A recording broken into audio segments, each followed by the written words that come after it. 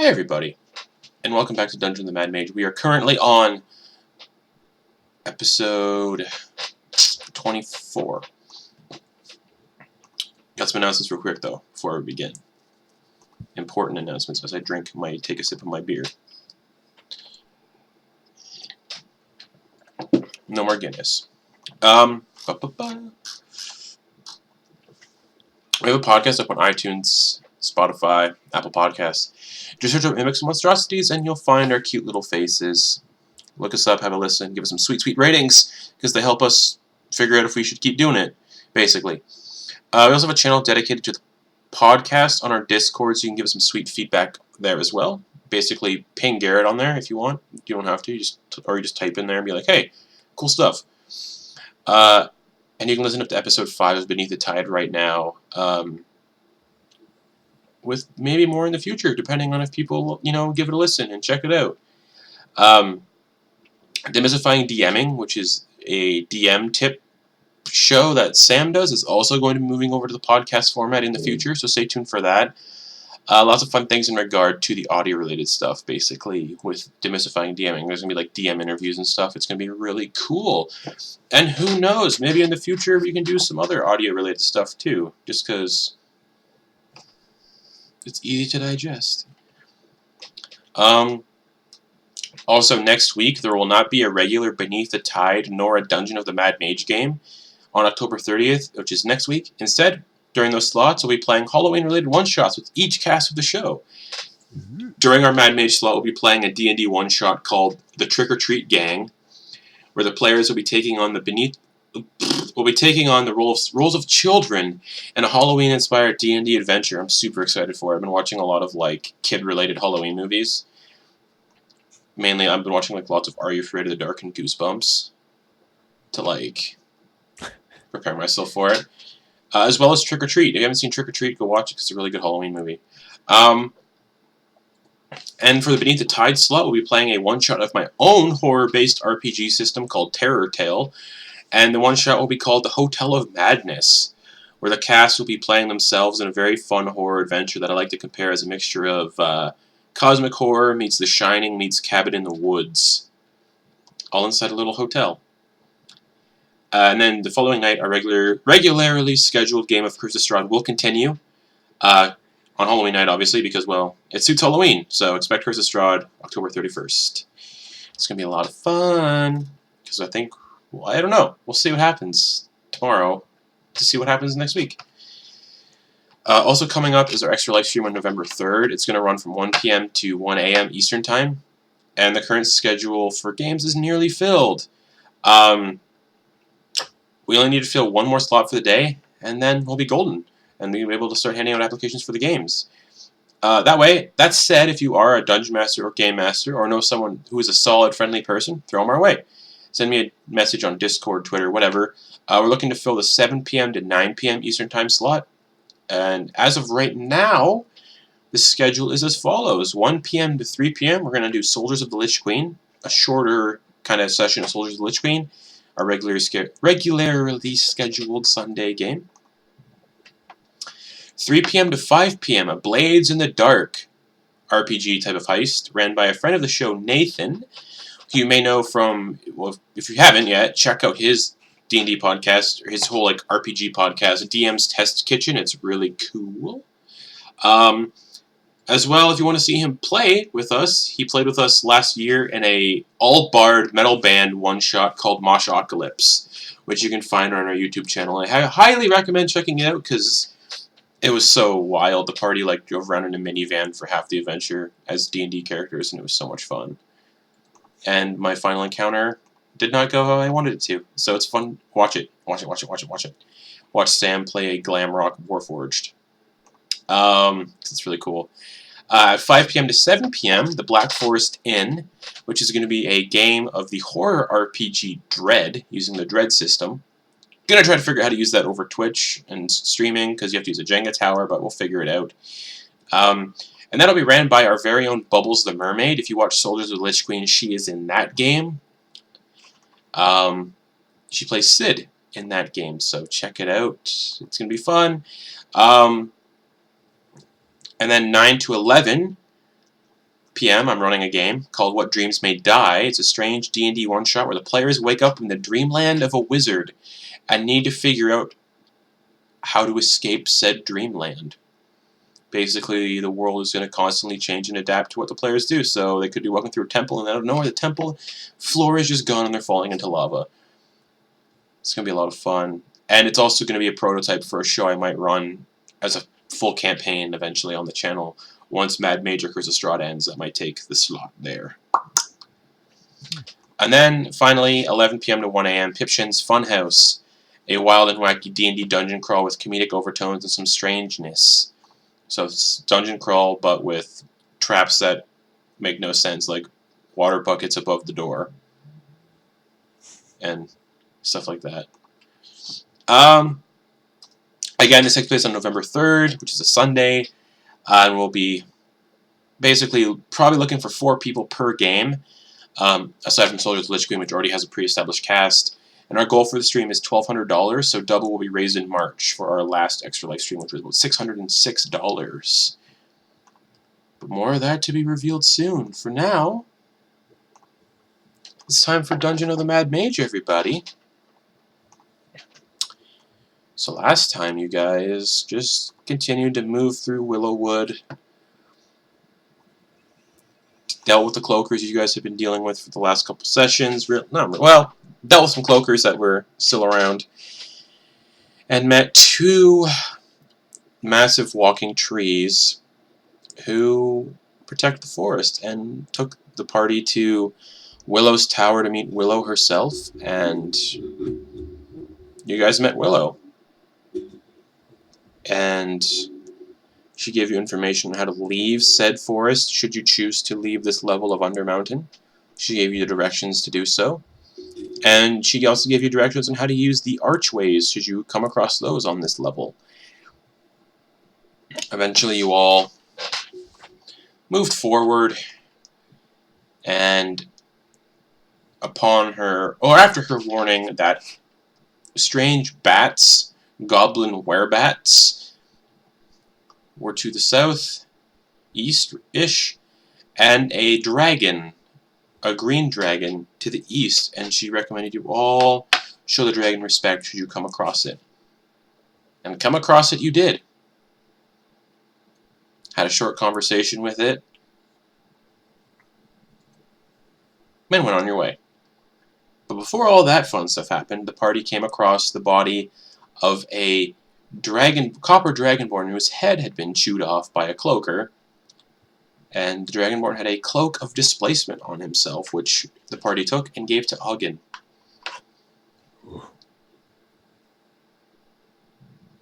And we'll be picking up right away in the forests. You guys have just finished speaking to Tearulai the dragon, and now you're standing in the forests by your lonesome.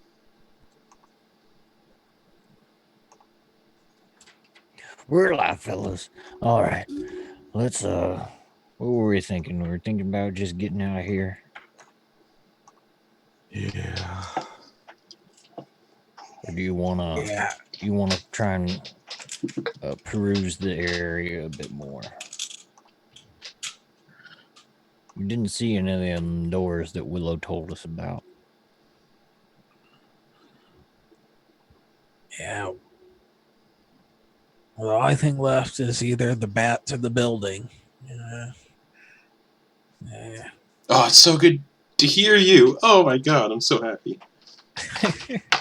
Okay, sorry, continue. I'm not here.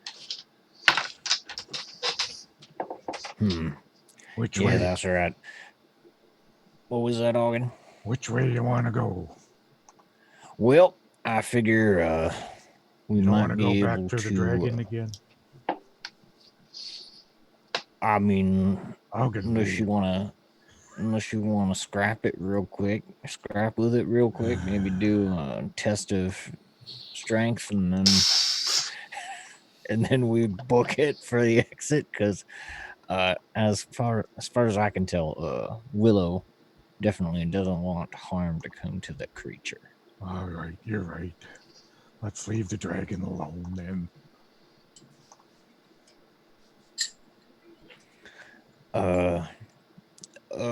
Though I wouldn't mind having a scrap with these bats we've heard about. You don't think she'd mind that? I think she probably would. Well, she did say that they were kind of mutant and giving a fuss. And as long as they go to attack us first, we'd be fine. Right. Oh, I yeah. am curious about this. Oh, what was that? She didn't say we couldn't do anything with them. She was telling us that they would probably kill us. Oh, yeah, that's right. Yeah. Maybe. Perhaps we can see what's going on in this building. I am curious about that. Justin, does it look like that building is the same? Like, does it actually wrap around and is the same building that the dragon is in? It is not the same building the dragon is in. Okay, because I remember the dragon being like, "Hey, don't go into my shit. Don't go in this building. It's mine." No, yeah, it and definitely. I just saw how yeah. the kind of brick kind of goes around. It And I was definitely. Well, based on what you guys can see, you definitely see that it's not attached. So you would see that it's Oh, boom. okay. You see, yeah. Oh, the river. Oh, okay, cool. I forgot you guys were that close to the river. Yeah. So that's a walkway, right? The dark That area? definitely helps. Yes, that is a walkway. The shadow All between each gray square. Yes. All right. So with that in mind, what do you fellas want to do here? Do we see an entrance to this building? You did Yeah, before. right over Up here. there, right. There was a door. In worst Wanna case check it out? scenario, we can always just hit and run for that cave. Yep. Yep.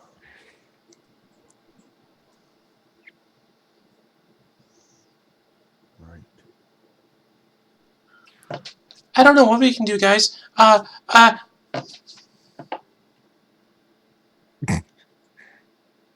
right. Yeah. So yeah, Melody and everyone starts heading towards the door you guys saw. Sounds delicious. All right. Okay, pull up my So we're over here. We're at this door. What's the door look like? Looks like a Again. door. Does it Wooden have a door. handle? The door is made of stone. So it looks like There's a can only handle. be pushed. There's a handle because Okay. you see a lock. Okay. Mm-hmm. All right. I guess I'll go ahead and have a look at this thing here. Melody's gonna look around, see if it's got any weird arcane symbols or Nope, just tripwires or anything. you just see a stone door, but you can give me an investigation check. Oh, okay.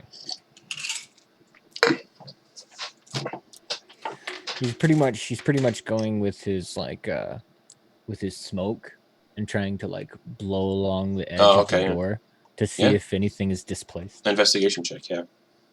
That's good. Ooh, that is very good. That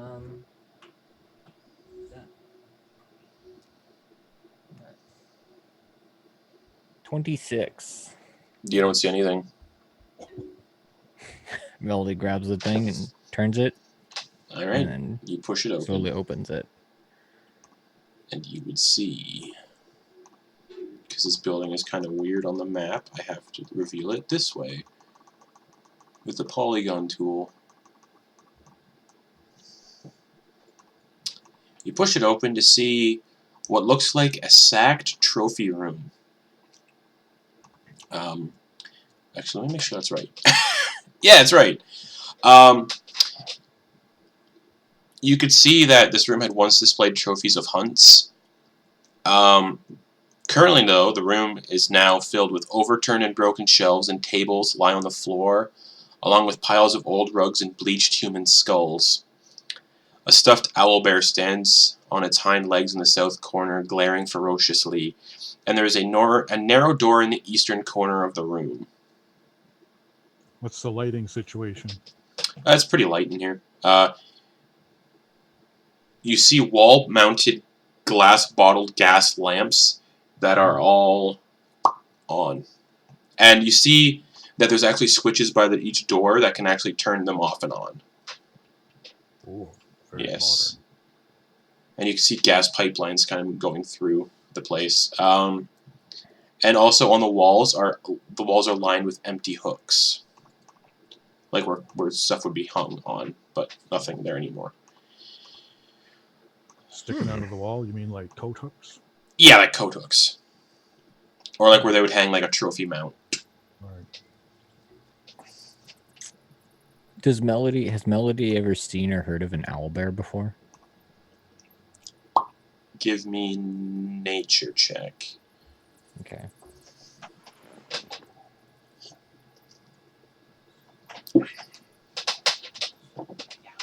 $21. Oh yeah.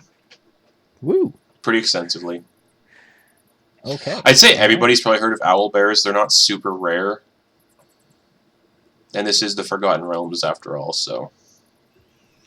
And we've all been around for a while, being level whatever level we're at. Yes. I don't know about you guys. Melody got here when he was level 5. 5? Yeah. Oh boy. Melody will go have a look at this. Boop. Okay. You look at it. It's a thing. Oh, also, I don't know if you guys can see it. There is another door here.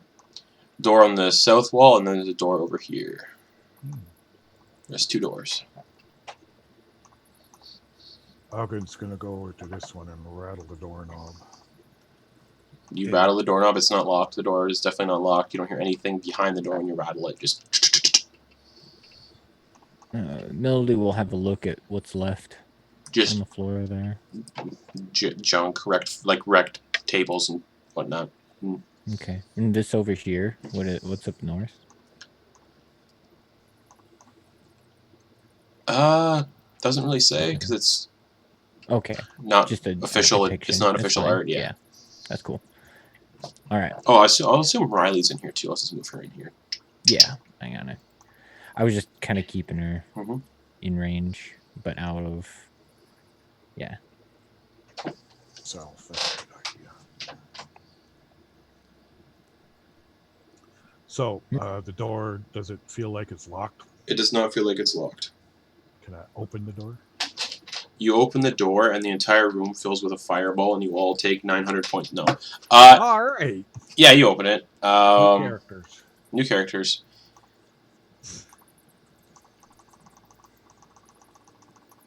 You open it. And it's a empty closet. Also, the walls in this empty closet are lined with hooks as well. So like a coat closet kind of deal. Auggan goes in and turns around. Yeah, nothing. Melody shuts the door. All right, now let's go.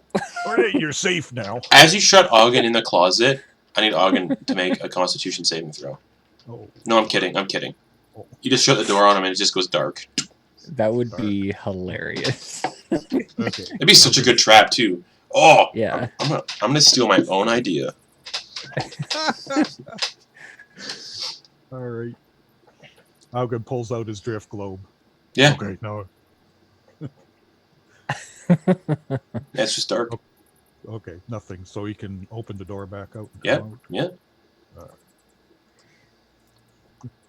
As long as there's a knob on the inside, I guess. Melody's gonna go ahead and do his little thing, check the doorknob. Sure, investigation check, do his little please. smoke blow. Yep. Smoke breathing. Yep. Oops, that's Rylie sheet. 22. 22. Nothing. Cool. Okay. Oop, wrong one. I want this one. Yes, you open the door. Ah. I hate this polygon tool. It's so. This is just going to shit. There we go. Yeah, it's a weird one, alright. Yeah, dynamic lighting would have taken too long to put on this level, Yeah. so I didn't do it. So yeah, you see a corridor, and you see some walls, which I need to look at my other map to get an idea what I'm revealing here. Okay, yeah, nice. Excuse me. Sure.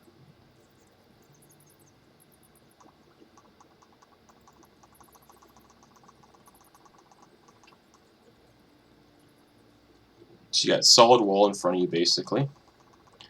And then you got a... Man, this polygon tool is not fun. And there's a door here on the side.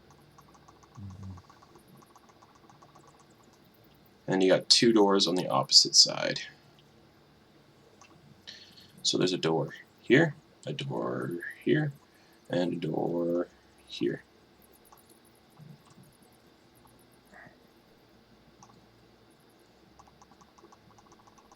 I'm going to copy Melody. I'm going to go up to one of the doors, and I'm going to breathe on it before I open it. Auggan's just gonna grab the doorknob and rattle it again. Okay. So you breathe on the door, nothing happens. You rattle the doorknob, and nothing happens. Both open the doors. Did it feel locked? They are not locked. Not locked. I open it. Yeah. Okay. You open Auggan. yours. Auggan's gonna open the other one. He's kind of smart, but he's not very wise. Alright, you guys both open each door, and you just see vacant rooms with nothing in them. Another one.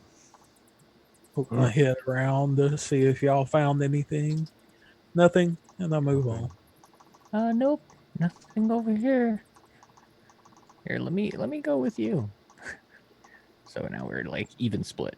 No one completely by themselves. Check that door, Menchu. Menchu does not see any more doors. Melody does, though. Oh, Melody, sorry. Melody's gonna do a thing. Okay. Investigation check. Yeah. One of these is gonna fail. That one's a 17. You don't see anything. Okay. Okay, cool. You open the door, and you see what appears to be vacant guest quarters.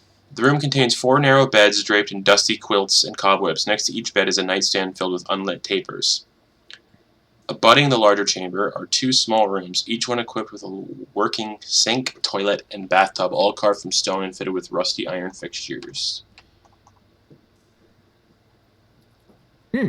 So actually, yeah. Yeah, Auggan, check this out. What you got? Nothing.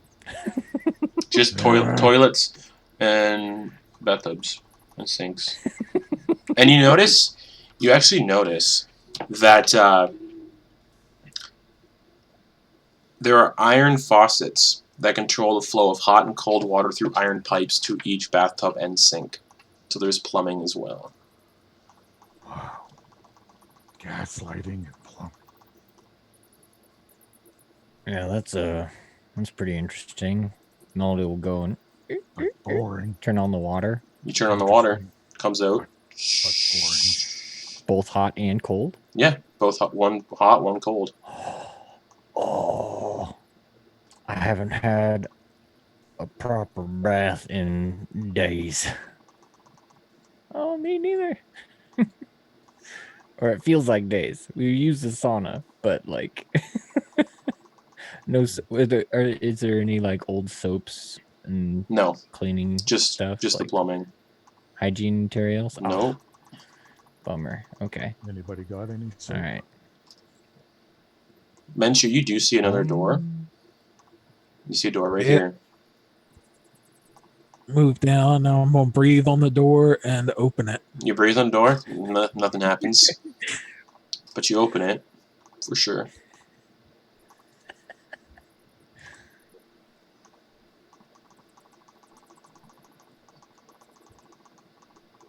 And yeah, you open the door, and you see what appears to have once been a vacant apartment.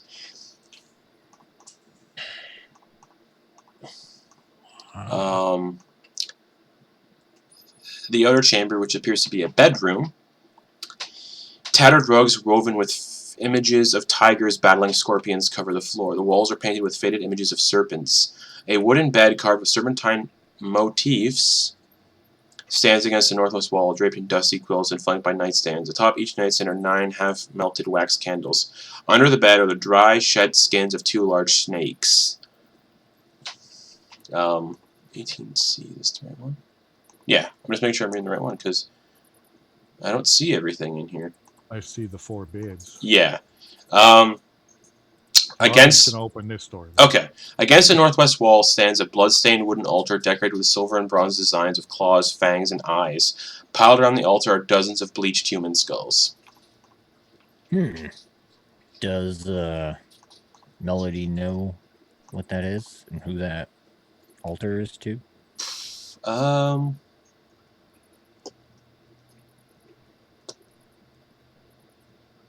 Give me a religion check.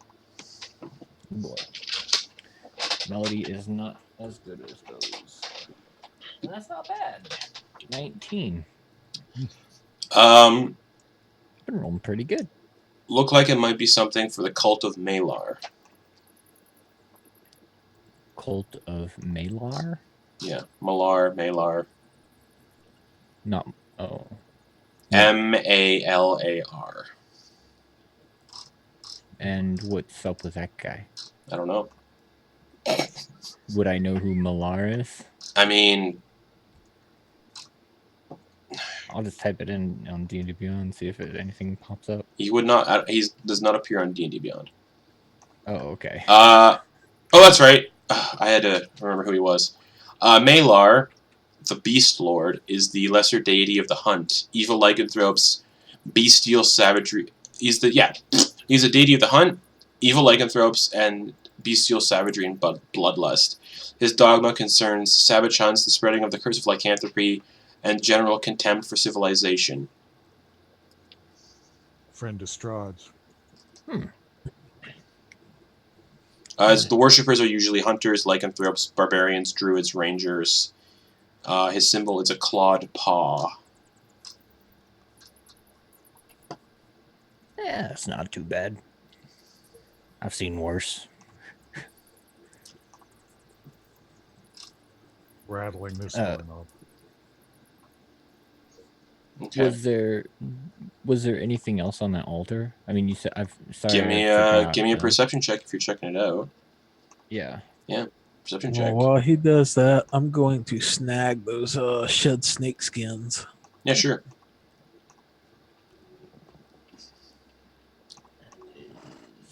21. As you're looking over the altar, you see on the altar again, just to reiterate, silver and bronze designs of claws, fangs, beaks, and eyes. Piled around the altar are bleached human skulls, dozens of them. However, as you're looking around the altar, you see that there's a secret compartment on the one side. Ooh. Please be something good. Please be something good. And Melody will check it for traps. All right, give me an investigation check. Oh, I'm gonna bomb this one. Oh boy. What is that? Investigation. That's 23. You don't see anything. Cool.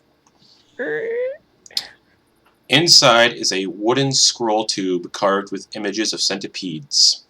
Oh, And inside is a spell scroll yes. of. Don't get too excited. It's of speak with animals. That's fine. Of speak with animals. You got a spell I scroll. don't have that you one. find a spell scroll of speak with animals. Oh, hey, you're a wizard. You can transcribe scrolls. Yeah. That's a Yeah. Gotta catch them all, man. So that's what you got.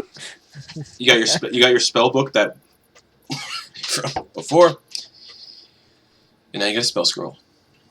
All right, I'm gonna mark that. Everybody else can do something. I'm gonna make that a note in my thing. And Auggan, you said you were trying the door, right? Yeah. And yeah, Menchu, you take the 2 stink skins. Cool. We'll say Riley's inside just to be safe. All right, yeah, you try the door. Unlock. It is unlocked as well. Open it. You open it, and you are immediately destroyed. Giant constrictor snake. Giant constrictor snake. That's right. Mhm. Yeah. Cool. Okay. Weird. I'm just trying to double check things because yeah, it looks like the guy who made this art missed a lot of stuff. But that's okay. It's still a really cool map design. Don't look a gift horse in the mouth, you guys. Auggan, you open the door. Oh. Sorry. This room is equipped with a working sink, toilet, and bathtub crafted from polished green marble with rusty iron fixtures. A wooden bench stands against the southwest wall with hooks above it that hold musty old towels. Like very musty, moldy. They're gross. Vents in the floor around the bench appear to be kind of hot steam seems to be coming out of the vents in the floor around the bench, where an iron valve under the bench is as well. What you got there? Another bathroom. It basically looks like a sauna. Oh, sauna. Yeah, Melody sees the smoke. He's going to imbibe. Okay, it's steam. Vapor. Yeah, it's just steam. Just a clean steam. Waft it. It's pretty clean, yeah. Just like what Menchu gave us. When you said there was a valve? Yeah, underneath one of the benches.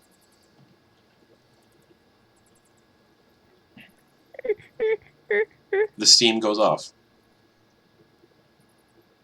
Turn it the other way. The steam comes back.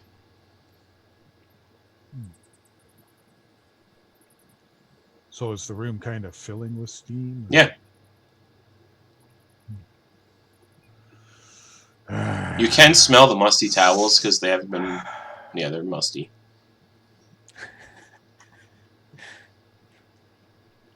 But you do not see any more doors. All right. Melody's gonna turn it off. Okay. Steam dissipates after about a couple minutes. All right. This isn't so bad. Is this a dead end? Yeah, no doors. All right. All right. Neat. Did you guys see? I got a scroll. Oh, it's beautiful. It's knowledge. Just I found it. A secret compartment and everything. Oh gosh, I'm so excited. That's good. Yeah. Right. And it's one I don't have. And it's one that I would use so often. Speak with animals. Dang, that's a good one. Auggan's wearing his cloak. Can you let him know when he might be attuned to it? Or I think you gotta wear it for an hour or something. You have to take a short rest.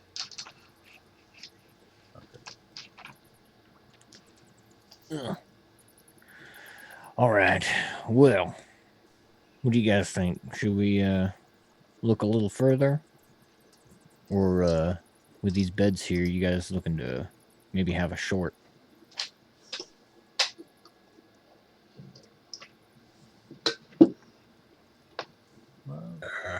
I'm looking at you, Auggan. I think we just had a short rest, didn't we? Haven't done anything since our last short rest. Anyway.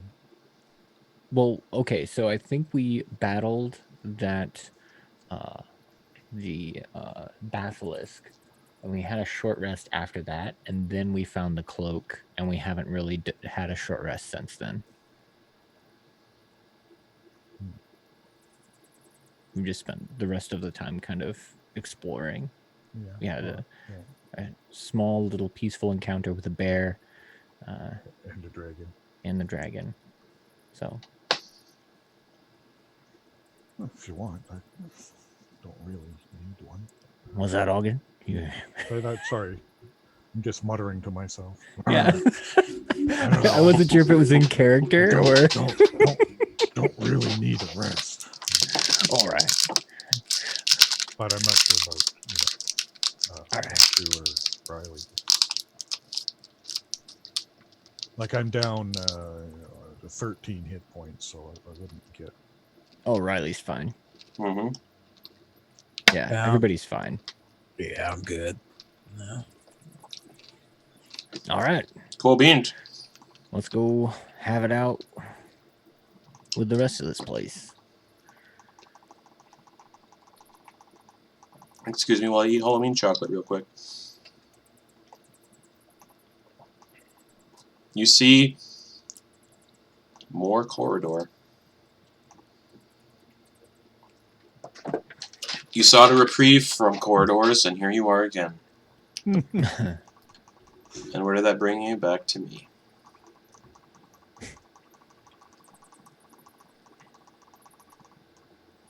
Just more corridor, you guys. Everyone loves corridors. Hey, look, a door. And yeah, Ooh, yay. you see a door. Rattle the door now. You get killed instantly by a sphere Okay. by a sphere of annihilation. Those are fun, by the way. Yeah, the door is. I mean, check. Unlocked.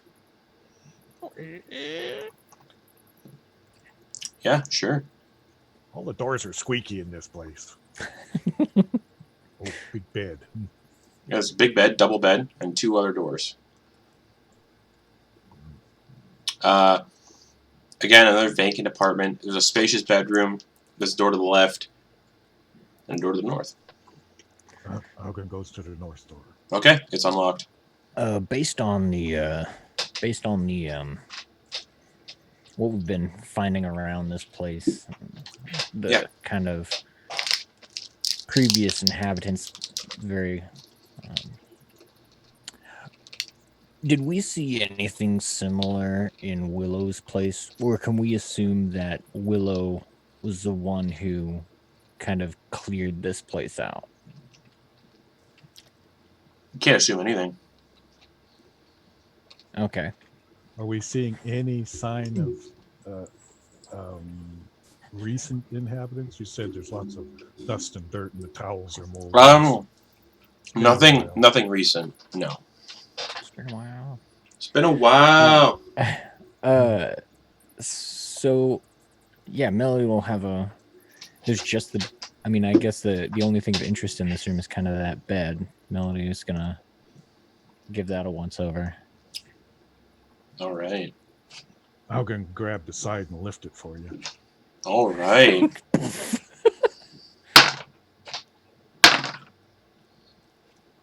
You're adhered to the bed. Uh-oh. No, I'm kidding. It's just a bed. Oh, okay. Mimic bed. Ow! God, that's the worst. You just jump in it to go take a nap. But yeah, no. Just a bed. All right, cool. Nothing under it? Nothing under it. Okay, I'll put the bed back down. Check this door. Melody will check the how firm it is. Whether it'd be nice to see. When Auggan drops it, it's been like just sat for so long, the one leg just snaps off. And now it's kind of like on a really uncomfortable angle. Like if you went to lay in it, you'd probably roll out of bed. A big cloud of dust came over. Yeah, just like a bunch of like little like tiny spiders came scurrying out from underneath. Like that's great. Stomps them. Menchu, what are you doing? Checking the closet. You open the door and Bathroom. it is The a bathroom. bathroom with a working sink, toilet, and bathtub, all crafted from polished stone with rusty iron fixtures. Rummage through the stranger's medicine cabinet. What do they have? Nothing in it. No aspirin or nothing? Just dust. Not even a poultice? Just Jeez. dust. Dust upon dust. A Skin scroll flakes. of healing? A wish scroll. Yeah. Yeah. Oh, Wow. yeah. I wish. But yeah, nothing of Say interest. that. Nothing of interest in there. Okay, I'll open the closet then. Okay. So you open the north door then? Yep. Okay. You open the north door and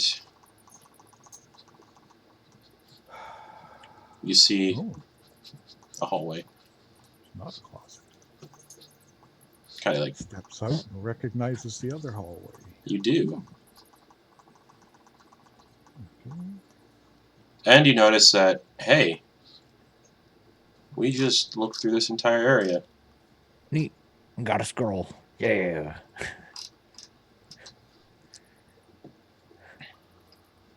We did it, Awesome. guys. We didn't miss any doors. You did not. There's only one way in and one way out of this place. That's pretty crazy. I know. There's no way here somewhere? Like, Nope. Okay. Just a solid wall. No stairs going up? Nope. Or down? Nope. Okay. Away we go. Should reveal, though, when you guys went out the front door, though, you would have Auggan's gonna seen... Run. The Chase only them door. guys. Where'd they go? Oh, there they are. I just, based on like the view, like distance, you guys probably would have seen more walls like down here. Ah. So we're in kind of a compound. It looks like it, yes. And there was a door down there. Oh, yes. Hey, look, another door. Sweet. Auggan, as you Ooh, run, that's real fast. Auggan, as you run down there, I need you to make a stealth check. Stealth? Okay. Yep. Doop-a-doop-a-doo. 5. Cool. Obviously not very stealthy. You hear Thump, thump, thump, thump, thump. you hear chirping, Chirping? chirping. Like bird chirping? No, Oh, no. I was hoping. and from where you could see Auggan, based on where you moved, Oh, that way. 3 giant bats wake up, and they fly towards you. And as they get close, they all drop their bat form, no longer looking like bats. And they turn into these weird-looking little goblin-like creatures. Oh. That's weird. Huh? Weird bats. And looking at these things, they're about the same size as Menchu. They went from being giant bats to these tiny little things. They look like a goblin. If a goblin had very large feet with claws and no arms, but instead giant bat-like wings, long bat-like ears, and a very gnarly bat-like goblinoid face. I need everybody to roll initiative. Okay. You want me to roll for Rylie as well? Yes, please. Okay. And I'll ask everybody what they got in a moment. As I have to roll for the werebats. Oh! That's not good. Good for us. Oh, man! They are not rolling good. Oh, jeez. Alright, Melody, what'd you get? I got 18. 18. Auggan. 17. 17. Menchu. 9. Oh. Rylie. She got 16. 16. 14 Excellent. plus 2. Yes. So, Melody, you are first. Does Melody see any of these guys, or is this rock in the way? You can see. They're pretty short. The rock's in the way. Okay. Does Melody? So Melody hears that something's going on. You can hear She's bats like, like screeching, and then Auggan kind of turned towards the cave. Yeah, you might Something see ain't Auggan right. ready his axe. something ain't right. Okay. Let's see. What should I try here?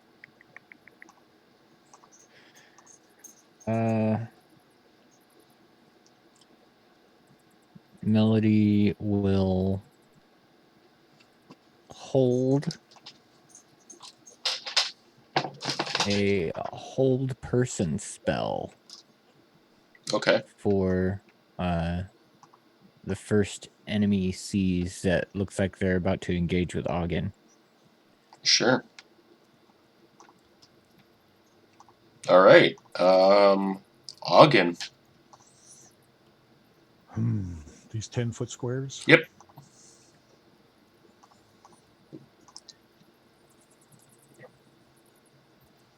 These things look like they're attacking? Like, do they look angry, or are they just hanging there? They look angry that you woke them up. Okay. Then Auggan's gonna go for it. Sure. You guys watch Auggan rush in with his axe, his berserker great axe, screaming. and then Melody's just like, well, shit, there goes my whole turn. Because now you can't see any fucking up. 22 to hit. That hits. Roll. Oh, which one are you attacking? That one. Okay. That one in front of me. Yeah, roll damage.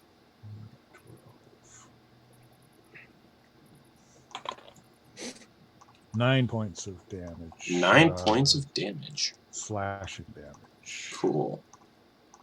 Oh, in game.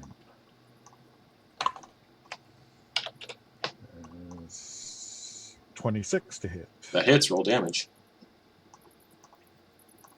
Just like, chopping at this little flying goblin. 12 plus 6, 18 points of damage. You cut that one in two. Arrgh! Because the Berserker Great Axe, yeah, these are lycanthropes, but that's a magic weapon. And that's for... Yep. So that would be Rylie. Rylie, seeing Melody holding, she's gonna be like, "What are you doing?" He's gonna move over to here, to where she can just barely see this guy, I think. Mm-hmm. So would she? I mean, imagining she's trying to keep some type of cover. Like, would you say she would have 3/4 cover from this? Based on her size, yeah. Okay. Then she will. Yeah, she's gonna use her action to do some.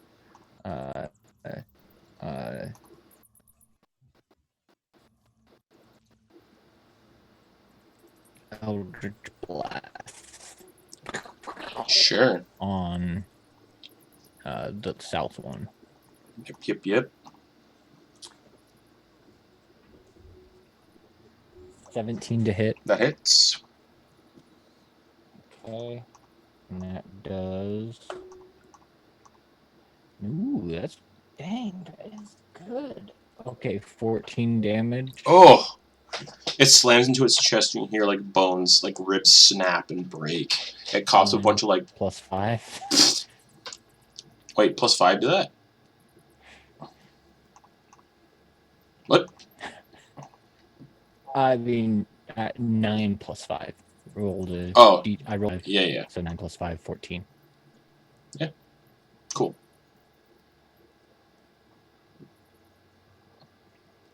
All right. And for the second, 21 to hit. Hits. And oops. Yeah. And that is 7 points of damage. Alrighty, that one is barely standing. And she moved, what was that? 10, 20. and then she's gonna go here Mhm. and like completely kind of full cover that. Okay. Eh. Menchu. Hide herself. Okay, run forward 10, 20, 30. Guess I can hit the one on bottom, huh? Yeah, he looks like he's about to like just kick the bucket. Alright. I'll pop around off at him. Yeah, make an attack roll. That is dirty 20. Yep. The arrow sinks into its chest. Roll damage. That will be 9 damage. Reduced to half, still kills it. The arrow sinks into its chest and it just like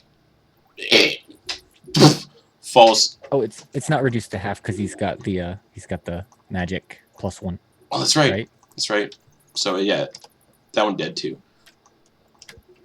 That is right. And you can see the other one, Menchu.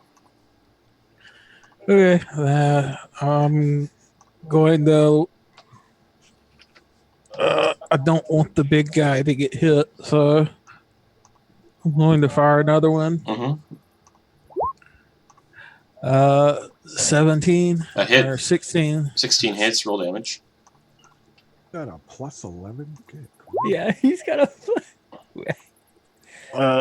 Didn't do it.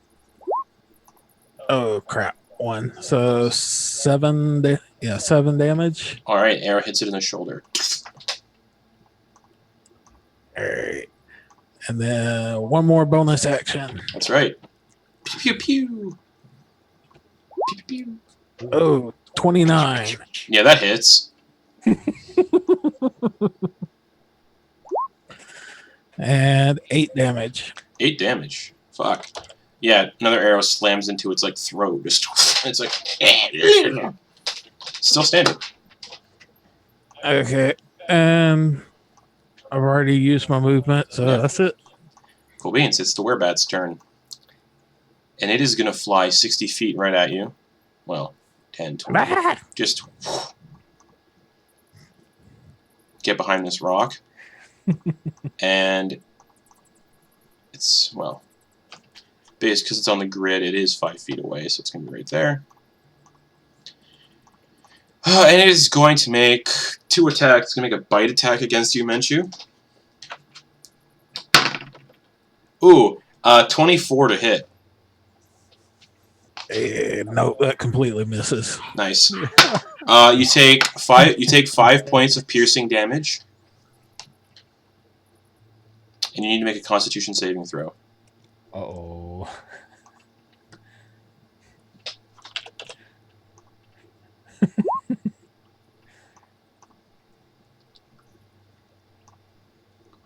What did you get?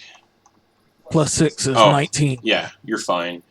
So you were not cursed with werebat lycanthropy. Oh, that would be Can kind you of cool. imagine? And then it attacks you with the scimitar that it's holding. Oh God. 17 plus 5 to hit. Yeah, that hits too. You take 9 points of slashing damage. And then it moved, yeah, and then it's going to fly up, because it moved forward, it's going to fly up 20 feet.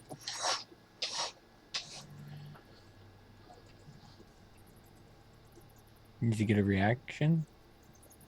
Yeah. Oh. I don't think you can take range attack reactions. Yeah, you'd have to punch it, or Yeah. if he has. You can make an unarmed strike if you want. Sure. Cool. Why not? Yeah. You know, like Ugh. swing at it as it's flying straight up. 13. Oh my god, that just hits. 3 damage. Reduced, not reduced. Yeah, reduced to half because it's not magical. So 1. Just So you hit it with your bow, just, and then just 20 feet up in the air. Melody, you can see it. This gnarly looking like goblin werebat flying. So because he becomes visible before it's Melody's turn, would Melody Yes. get to release his Hold spell? person would get hit, yeah. Okay. What's the save on Wisdom that? saving. Wisdom. It's wisdom. Oh, yeah! 18 plus 1, 19. Aw. Alright. It looks at you and just That's goes... It's fine. It's Melody's turn. Yeah, it is. Ray of Frost. Yeah. And that is 21 to hit. That hits. Roll damage. 8. Ugh. Oh. 3. Alright, you hit it, you do 3 damage. Bunch of like ice shards sticking to its little goblin pot belly, just... Yeah. Alright, anything else? Hey, what's wrong with a goblin pot belly? Nothing.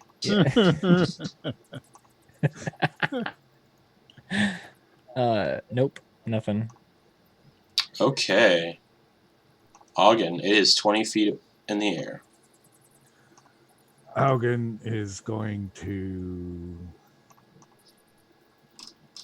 I can't hit it really, so... He's going to say, you guys can take care of that. He's going to go in here and search. Alright, Going to look around.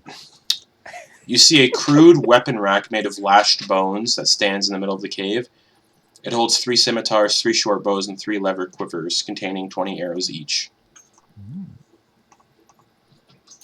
All right. That's the end of my turn. Cool. Rylie. Rylie is gonna Eldritch Blast. Pew, pew. Alright.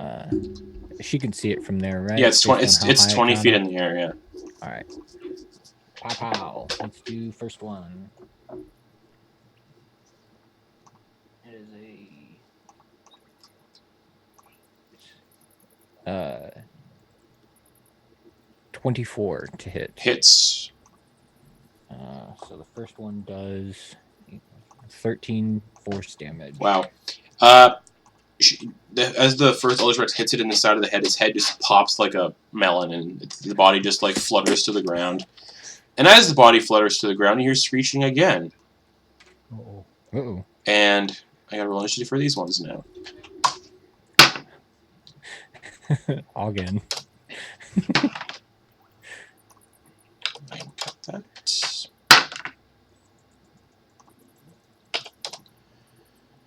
And then, for the other ones Oh my.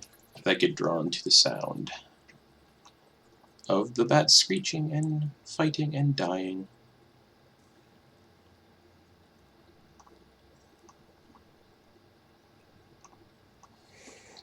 Werebats. Oh, nice.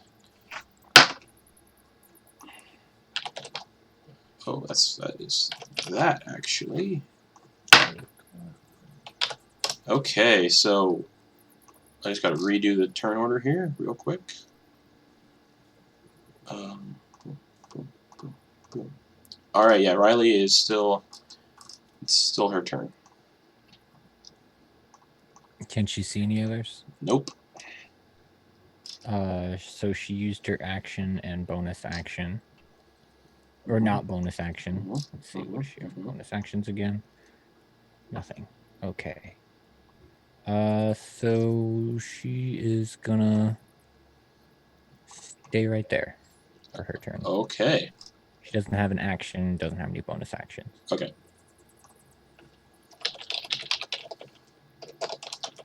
I gotta add all these now to my tracker.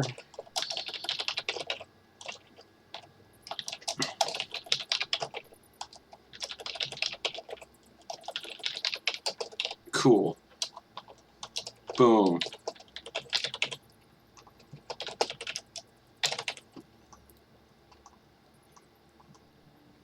Okay. Boom. Boom.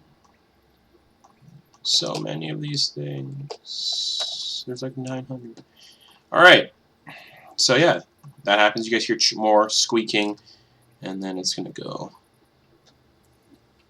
Ooh, I need this tool. 10, 20, 30, 40, 50, 60. Dash action. 10, 20, 30, 40, 60. This one is kind of 10 feet off the ground. This one right here. No, it is not. It is running along the ground. Menchu, it's your turn. You see this one come running down this corridor just really fast, wings out like it's Naruto running.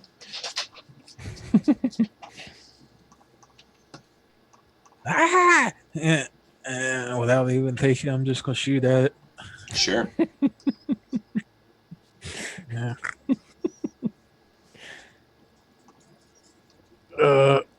13. 13 hits. Wow. Okay. 10 damage. Arrow hits it in the chest, and it's like, ah! Damn it. Alright. Reload. Do it again. 22. That hits, roll damage. 8. 8 damage. Nice. Is he still up? Yep. Okay, bonus action, and I'm going to sharpshooter this one. Cool. Dang it. 22. Yep. One in the chest, one in the shoulder. The other one hits it like in the like Adam's apple. Just roll damage. 19. That one dies as soon as it enters the fray. Just runs down this corridor. Gets peppered like it's got shot by a Tommy gun, and it just drops on the ground. Look back to Melody and smile. Dang. Yeah, Get my- Auggan throws him the thumbs up. Get my crossbow ready again. That's my turn. Okay. Damn, Menchu. 10, 20, 30, 40, 50, 60. 10, 20, 30, 40, 50, 60. To fly. 10, 20, 30, 40, 50, 60. 10, 20, 30, 40, 50, 60. And then 10, 20, 30, 40, 50, 60. 10, 20, 30, 40, 50, 60. And then this one. 10, 20, 30, 40, 50, 60. 10, 20, 30, 40, 50, 60. Melody. Okay. What does Melody have? Bats are just, war bats are just swarming out of that little the Yeah. caves now. And just Yeah. kill quietly, scream! To quote Caleb.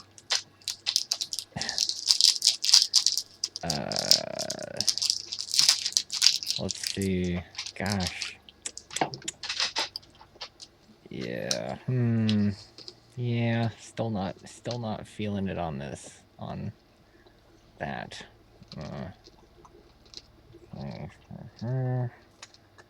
Sorry, it's taking me a while. I'm trying to sort some stuff out for how I should be attacking these guys. I imagine their dex is good, so I'm not gonna do anything that I'm gonna waste a spell on. They'd just be doing dex saves.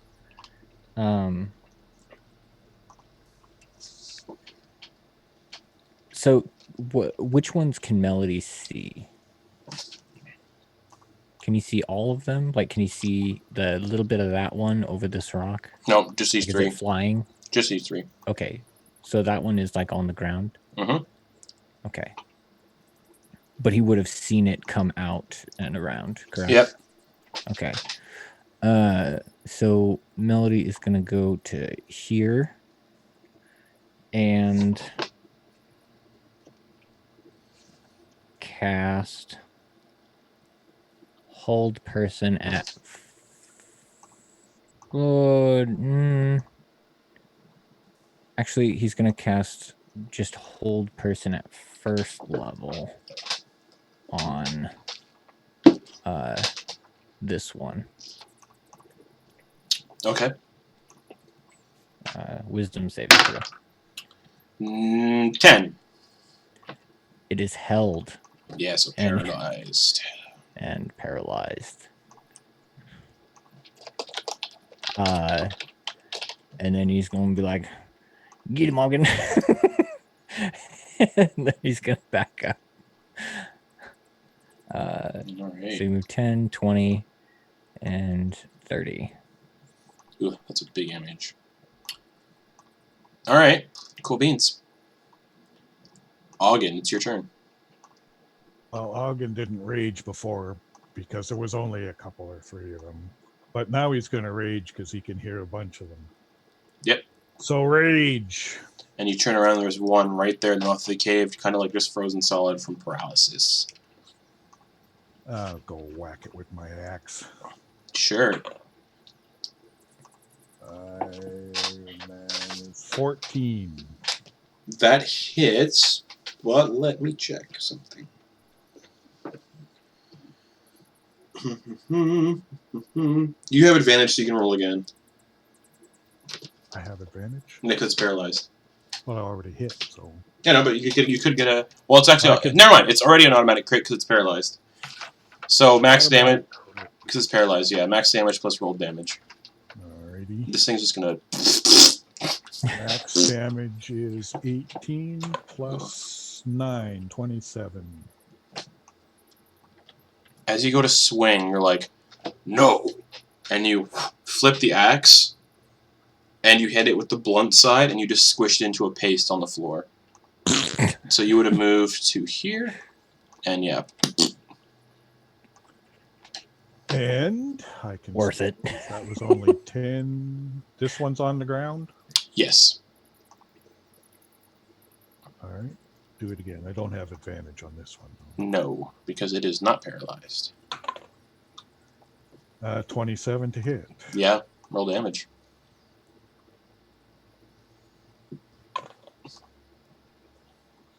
Uh, 12 points of damage. Oof, nice. And I keep forgetting to do this for this campaign. I keep forgetting that we play with massive damage rules.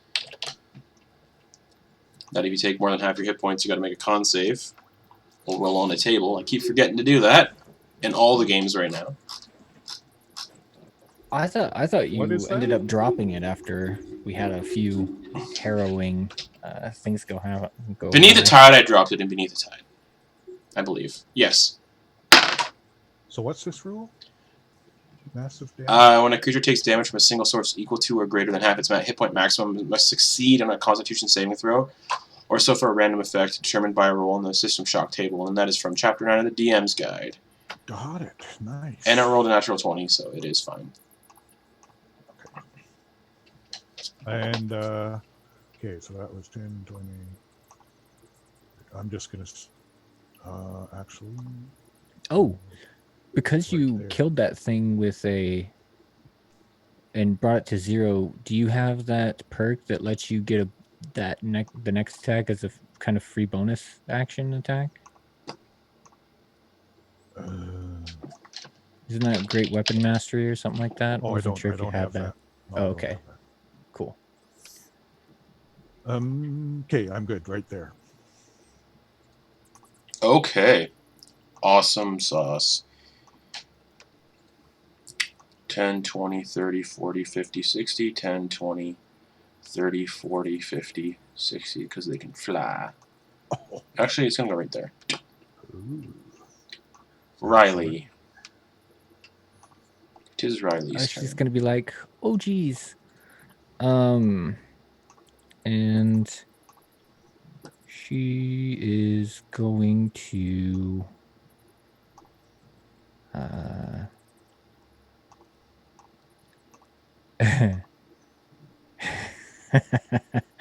oh, this could be really fun or really bad. We'll see.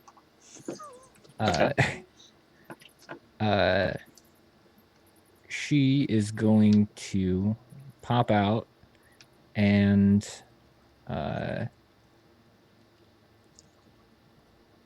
she is going to cast 10-foot radius. Excellent. That'll get all of the ones next to Auggan. Oh,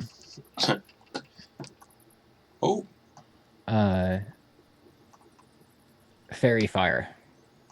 okay. And dex saves. I imagine they're For- good at dex, but we'll give it a shot. So for 3 of them. Yeah. 6, Fails. 7, Fails. 14. Fails. Okay, so all those fail. So that's which number Yeah. is that? That's 5, 7, 5, 7, and 6.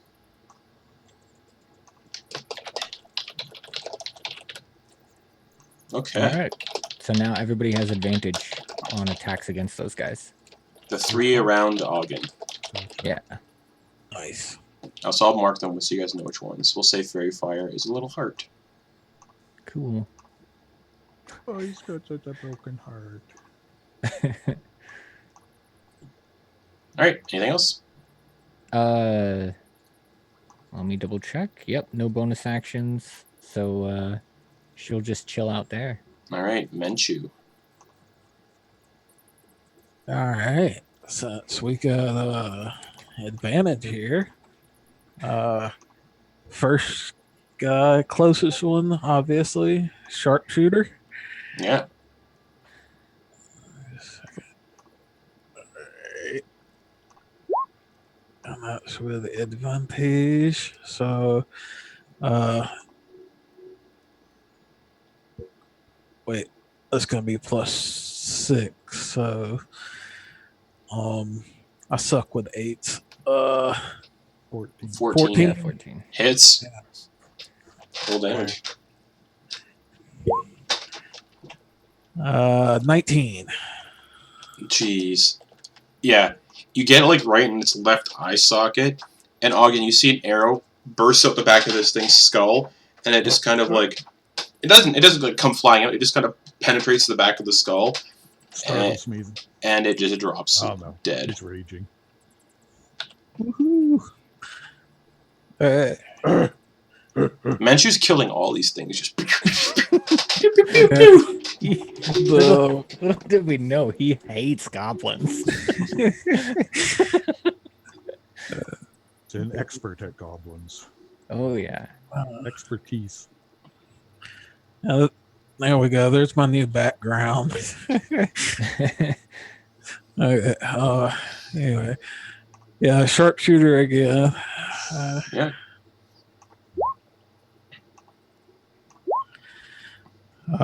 17. That hits.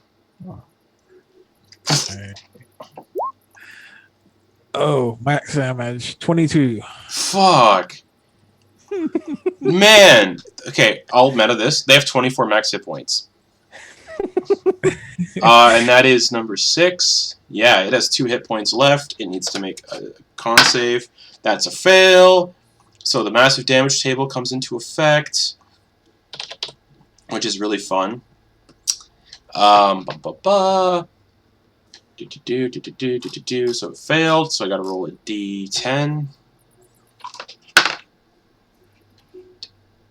The creature can't take reactions. Nah, whatever. Yeah. Until the end of its next turn. Alright, Menchu, yeah. That one's still standing. It's got an arrow like in between its eyeballs, and it's like staggering around, like trying not to die. And I believe you still have your bonus action left. Yes. I want to go for the one that hasn't been hit yet. Yeah, the one behind Auggan. Yeah. Got some curved arrows go around me. So that'll definitely be with Auggan standing over top of it, though. That is like full cover, unless you can see its feet maybe behind him. Okay, So we'll say 24. We'll say you haven't used your movement yet either. But if you're shooting where it is, it's got 3/4 cover. Yeah. Okay, 24. Doesn't matter. You hit. You hit it and it's like ankle. Roll damage just for the shit of it. Oh, down. 17. Yeah, it had 2 hit points. You shoot it in like the ankle and you sever one of its like main like, we'll say there's an artery in its ankle, and you just like sever it and blood just starts like spraying up from its ankle and it collapses to the ground dead. Alright. Or wait. Sorry. No, you shot the one that had full hit points. What was the damage? Sorry? 17. 17, yeah. Oh, dude. So that has to make a con save as well for massive damage. That's a success. So it's still alive, but there's a big arrow like sticking out of its ankle, and there's just blood like.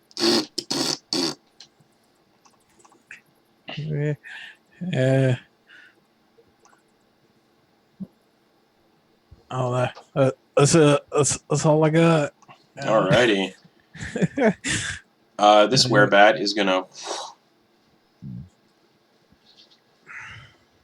get over to you, Menchu. Oh. 10, 20, 30. Oh yeah, 40 feet. And it's gonna make a bite attack. Nope, that's a miss. Scimitar attack. 17 to hit. Yes, it hits. Okay, so just the scimitar. Not getting cursed with lycanthropy today. And that is 6 points of piercing damage as it like slashes at your like shoulder. Just okay. Werebat number 7. Fairy Fire also gives him disadvantage on attacks, right? Or no? No. Okay, cool. It's gonna try to bite Auggan then. It just makes it so that they can't disappear. Auggan to hit. That is a 22. Sorry, 21.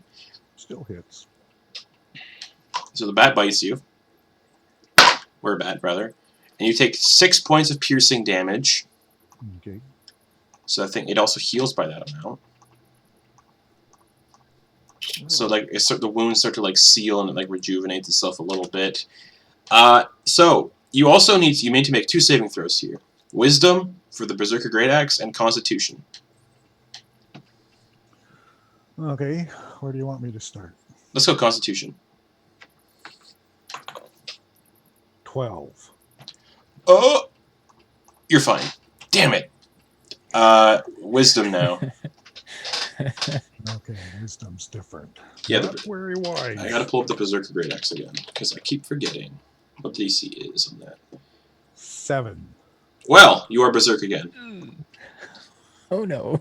So, if you remember last time, you go Berserk. Well, Berserk, you must use your action each round to attack a creature nearest you with an axe. You can make extra attacks if you can. Moving to attack the next nearest creature after you fell your current target. So yeah, just like before, you might start attacking your friends now. So yeah, that thing bit you and it damaged you. So Melody, you see it like it like bites into Auggan's like waist, like chomp. Yeah, and I see Auggan just kind of start to do his like. Yeah, He's starting to rage up. It was already raging. Now it's worse. Oh, I keep forgetting. Attack against you have disadvantage. Oh, he's not attuned to it yet. Never mind. About the cloak, I keep forgetting. No. Yeah. So, he sees that going on, and he's like, "Everybody back! Get back! Run away! Auggan's got this." And Melody's gonna do a whatchamacallit. He'll go ahead and yeah, screw it. Ray of Frost on that guy. The one in front of Menchu? Yeah. Okay. That is 25 to hit. 25 hits, roll damage. Okay. Please not a repeat. 2 cold damage. And it looks at you now. Yeah, I don't care about you. 10, 20, 30. Okay. Auggan, you're Berserk. And I got advantage on these 2 guys right beside Yeah. me, right? Okay, first the one. But you can only make your attacks against one of them right now until it's felled, and then you can move on to the next one. Okay. Yeah, target has to be dead. 26 to hit. That hits. Roll damage. Which one are you attacking? The one below you or the one beside you? Yeah, the one on the south. Okay, yeah.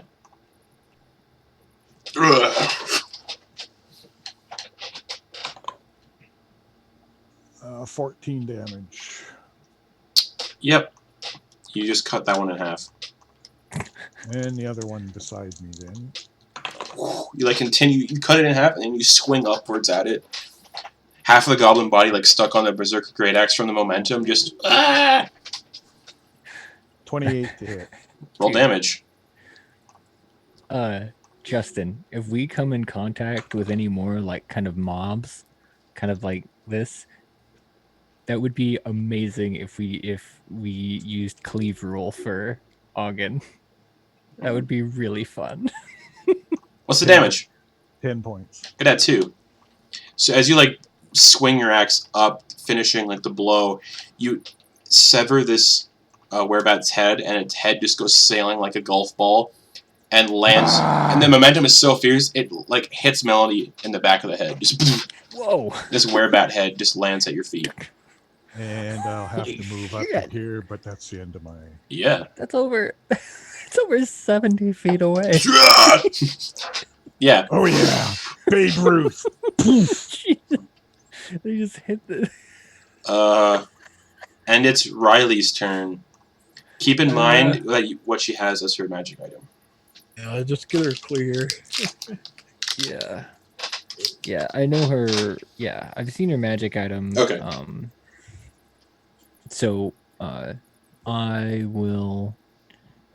Yeah, just have her 10, 20, 30. It's just going to be out of sight. Hey, you don't actually. Yeah, you just got to be out of sight. Well, who knows what's gonna happen to Auggan after? You're right. And then she's gonna hold. She's gonna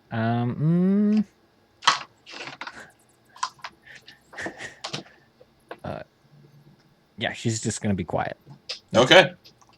Cool. Menchu. Auggan's berserk. There's one left in front of you. Yeah, that one that's between us, is he 5 or 10 feet from me? 5. Okay. I'm going to do a basic attack with a superiority die for pushing. Yeah, sure. Go for it. Yeah. Push us all. Oh, you're pushing it out of attack range, I think, right? And here's the thing: you don't have to say whether you use a superiority die, or at least most of the time, until you hit. Yeah. Okay. All right. Oh, okay. Taking my shot. Natural 20. No. Yeah. Yeah. You push it. Well, I think it's contested. I believe if it's push. Yes. Nope. No, it's not contested with the. Yeah. No. You push it back 5 feet into Auggan. Okay. That is going to be. Let's see.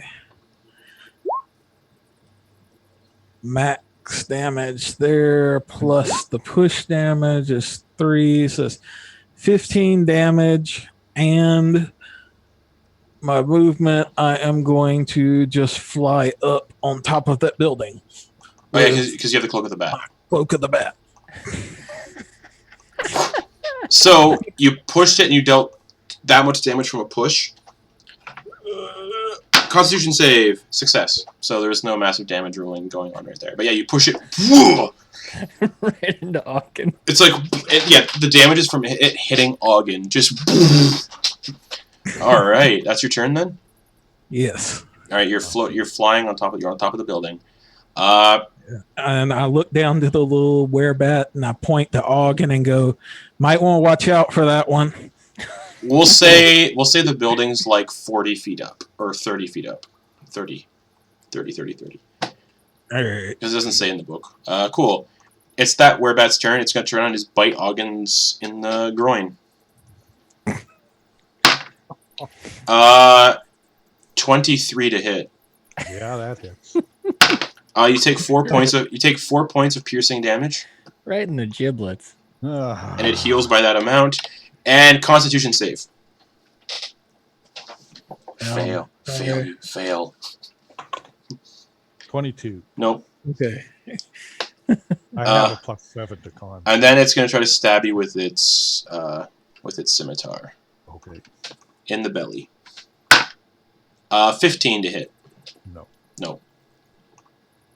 And then it's going to be scared and try to fly away. So it's going to go 10. Attack of opportunity from you if you want. Yep. Don't have advantage on No. that one. No. 13. That's just what you needed. Roll damage.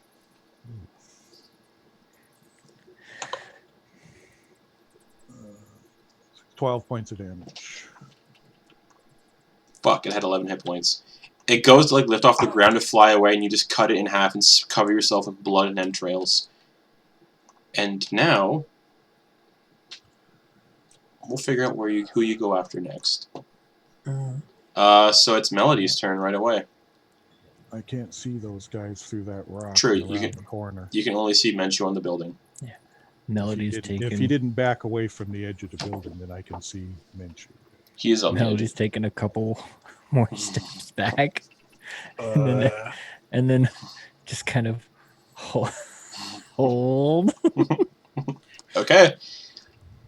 At your turn, Yeah, that's his turn. Auggan. You see Menchu on the edge of the building. 30 feet up. 10, 20, 30 up to the building, and then 30 feet up. That's 60 feet, right? Yeah. You'd have to climb up the building if you want to get to Yeah, I it. was going to say a climb speed, right? No climb speed. That was difficult terrain to climb up, and you'd have to make an athletics check. So he's out of my reach. Yes, he is. Yeah, he's 60 feet away exactly, so you're not going after him. Nope. So your berserk, we'll say it, ends. Breathe, Auggan, breathe. And that is the end of that combat. You guys hear Auggan kind of relax after Menchu talks him down a little bit. Oh boy. I'm okay, guys. Dead werebats everywhere. Everyone was spectacular. That worked. It was a good showing. I'll float down and start trying to find my 10 crossbow bolts. You can find them all. They all hit their marks, so yeah, you get 10 back. All right, sweet. Hey guys, there's a bunch of arrows, bows, and stuff in their little cave there. Oh, really? So if you have long bows or whatever. So, yeah, inside there you would find a crude weapon rack made of lashed bones that holds 3 scimitars, 3 short bows, and 3 leather quivers, each containing 20 arrows. So 60 arrows. 60 arrows total, yep. Does anybody use arrows? I need crossbow bolts. No. Yeah. And Rylie uses a crossbow as well. Blast. And a crossbow. Yeah. I'll take the arrows as a backup. Because you have a longbow, right? Or a short bow? Let me see. I've got longbow. 60 arrows suits you the most. Anybody else, if anyone wants a short bow, there's 3 right there. Anybody wants that ranged. Nope. I like my heavy That's not. crossbow. And yeah, Auggan's just like, nah. Melody might be doing better damage if he did, but nah. Flavor. It's all good. What so is that if I give this a nice little scour, is there does it look like they've scurried anything away, hidden anything Nope. in any little spots? Nope. Okay. All right. So did you guys see where them other ones came from? Down this alleyway here. We'll go scope it out. Auggan points down this way. All right, let's do it. Still raging, I guess. Yeah. Rage lasts for what, a minute? I think so, yeah. Yeah, 10 rounds. Boosh, boosh, boosh, boosh. All right, yeah, Auggan, you start making your way down. All right, what's around the corner here? Just a pile of poo. Another cave. Little caves. Yeah, just caves. On the floor of the second cave you walk across, you see that there is a whetstone on the floor, and that's about it. A whetstone, like for sharpening, or just a wet rock? A whetstone used for sharpening. Oh, Auggan will grab that. All right, yeah. In a rage. You can tell like it. Great. And at this moment, your rage probably at this. Yeah, and then as soon as you pick it up, generally about a minute. Yeah, your rage probably dip as soon as you pick up the whetstone. Probably. Rage is probably dropped by now. And then you guys would see.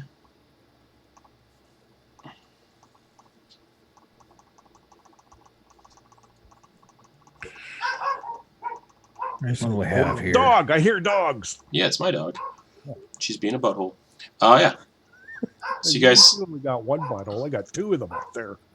But that's you. Nice, congratulations. Yeah, thanks. 2 buttholes. That's the name of the episode. 2 buttholes.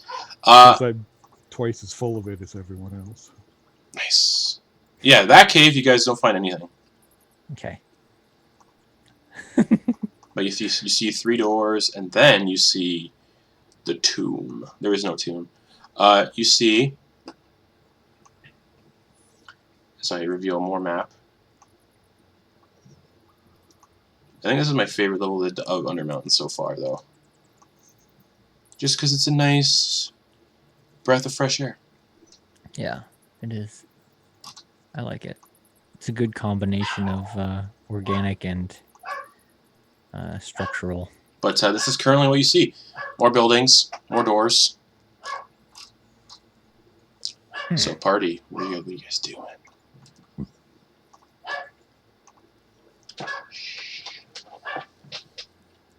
What do you guys want to do? Go deeper or check out this building? I follow you. Or you point the way, I'll lead, but I'll follow you. All right, I'm going to check this one out. Okay, cool. I didn't laugh for any reason whatsoever. Just because it's fun. Yeah, door is unlocked, Melody. All right.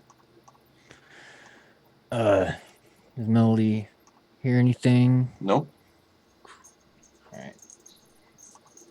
And he'll... You open it, Melody. You find a room. I'll describe the room in a moment.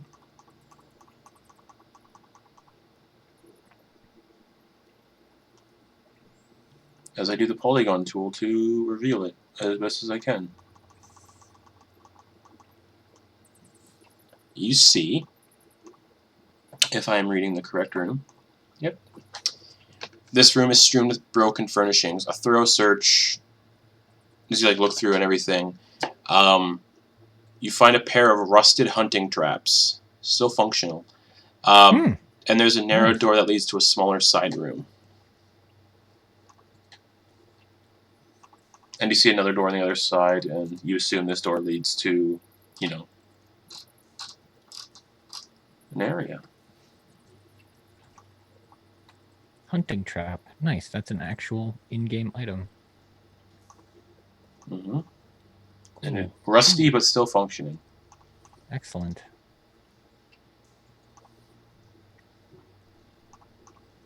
Menchu and Auggan. I'll go with Menchu first. Menchu, what are you doing? I'm going to breathe on this door and then open it. You breathe on the door again. You don't see nothing happens because you're just breathing on it.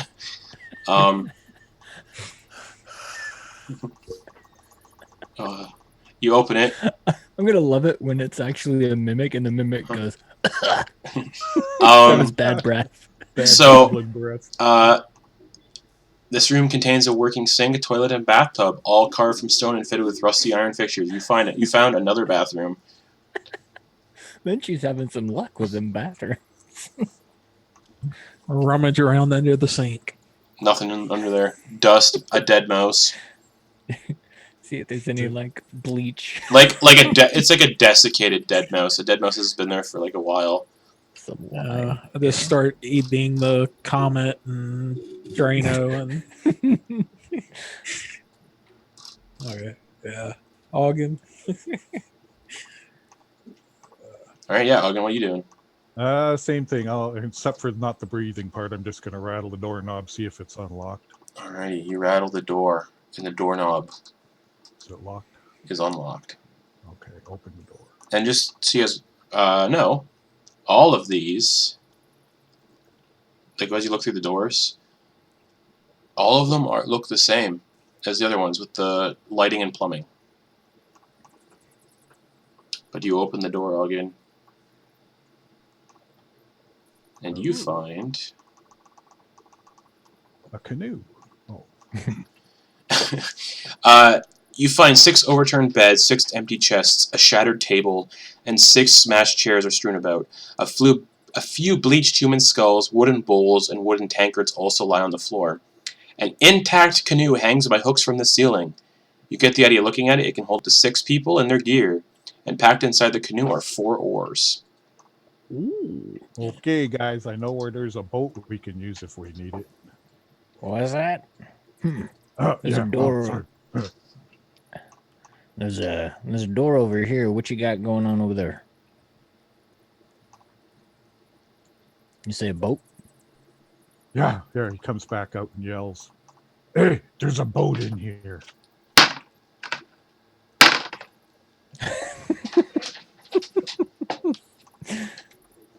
Then he goes in, starts kicking stuff around, see if he can find anything else.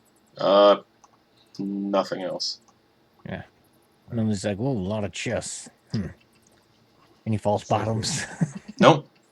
Yeah, Okay. checking everything, kicking Nope. the beds around. Nope. Right. Nothing. Right. Even kicking skulls, looking for gold keys. Cool. Melody and Rylie. Yeah, that's what we joined him. Oh, I had to refresh roll 20 because it said I had no connection. Yeah, mine says that now. Yeah, it's really weird. Hey, everybody is not on roll 20 now for me. I'm gonna reload. Interesting. Did roll 20 just poop? But yeah. Yeah, it said you were off too, Melody. Do we want to grab that boat? It's pretty big.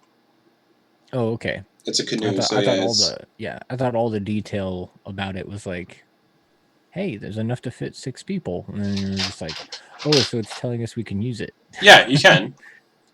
But it's also fairly long, so transporting it would be... You get the idea transporting it would be a little bit of a hassle, but it can be done. River's nearby. Yeah. Yes. Should we leave it here until we decide to use it, or you want to carry it? Yeah, that's a around? good idea.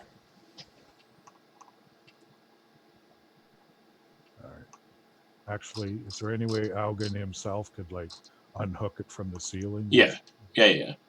All right, I'm just gonna lift it down to the floor then, so when we need it, we can grab it. Okay, cool. What is everybody else doing? We're just gonna wait for Auggan and then see about going to the. I'm coming. Hey. I'm gonna show Melody that I've been learning from him and go breathe on this door. All right, you breathe on the door, and it breathes back. Yeah, wouldn't that be amazing? Nothing happens. This building is taller than the others, though. Okay, sorry. The other buildings are probably like 10 feet high. So, whatever. This building is taller than the others. It's got a peaked roof of 30 feet high. Iron spikes line the peak, while carvings of basilisks, chimeras, dragons, and minotaurs snarl from where they perch on the outer walls. Oh, wow. But yeah, you breathe on the door and nothing happens. All right, I open the door. You open the door, and when you open the door, the floor is tiled in green marble, and the walls are painted with lifelike forest scenes that depict predators stalking prey. In the middle of the tabernacle is a block of blood-stained white marble.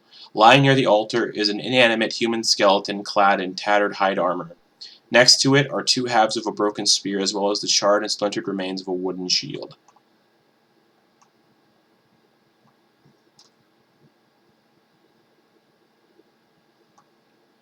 Oh, we never opened this door inside this other building. I'm sorry. I'll be right back. You open it. Runs back. Yeah. You open it, and What's that? Orb of destruction. Just an empty room with lined bear hooks on the wall, Bear. like a closet with the Okay. hang clothes. It's gonna pull on all of them, see if anything special happens. Nope, not at all. Excellent. All right, we're gone. But yeah, that is the room that you see, Menchu. Okay. Going to approach the altar. Okay. Anything special about the body or It is. inspect the body? It looks like they are a skeleton. That is no life in them whatsoever. Broken spear beside them, charred and splintered remains of a wooden shield. Their hide armor is just completely ruined. But you can't really tell anything. Say it's like 2 halves of a sphere. Yeah, the spear's been broken in half and it's useless. So I can't like hold them together. No. A spear. Spear. Yeah, spear. Oh, spear. Like a stabby spear. All right. And yeah. And he's just dead, lying near the altar.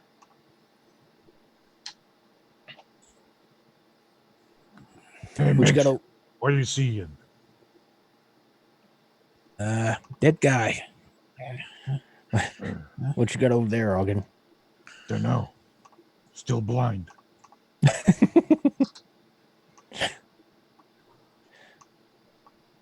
What can I see? Oh, okay, that connects back up to there.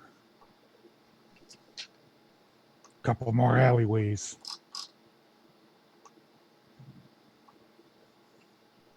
All right. Just alleyways. More doors. Does the altar have anything written on it? No, just, no. No. Just a blood-stained white marble altar. Couple of doors. Okay. Melody will summon Willie Yep. and have Willie go up onto the altar, wiggle around, Okay. just move around on it, touch it, and Yeah. everything. Nothing happens. Okay. Cool. I'll have Willie come back then. Mhm. All right. And then Melody will try to move or wiggle the altar. Doesn't budge. Okay. Is it stone or wooden? Marble. White, blood-stained white marble. Okay, marble. Oh, Auggan's gonna go to the door. Okay. Rattle the knob, see if it's locked. Unlocked. Open the door. Huh. Back up. And yeah, you just see more doors. He's gonna come over here and open that door too. Yeah. Just to make sure all the doors get opened. Yep. And then turn around and check that door behind him. You check the door behind you? No, I check the door on the other side. Yeah. So, this one. Locked. Yeah. Okay. That one.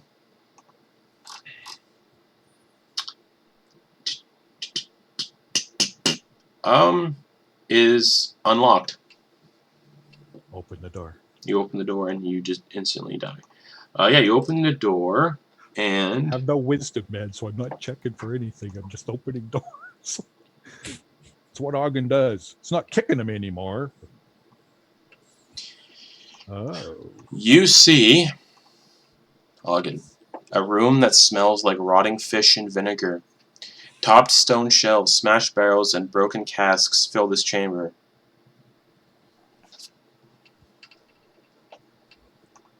Stinks in here, guys. He's just gonna back right out again. Yeah, okay. Melody's digging in. Yeah, as soon as the door's open, it's rotting fish and vinegar just comes wafting out. Melody's digging in. What else can he see? We've got. You said just rotting fish. You said vinegar, like bottles of vinegar. Yeah, rotting fish and vinegar. Oh, they were Melody's so- gonna take some vinegar. All right. As you're looking through the room now, you find. Let's say you can find 2 bottles of vinegar that haven't been broken.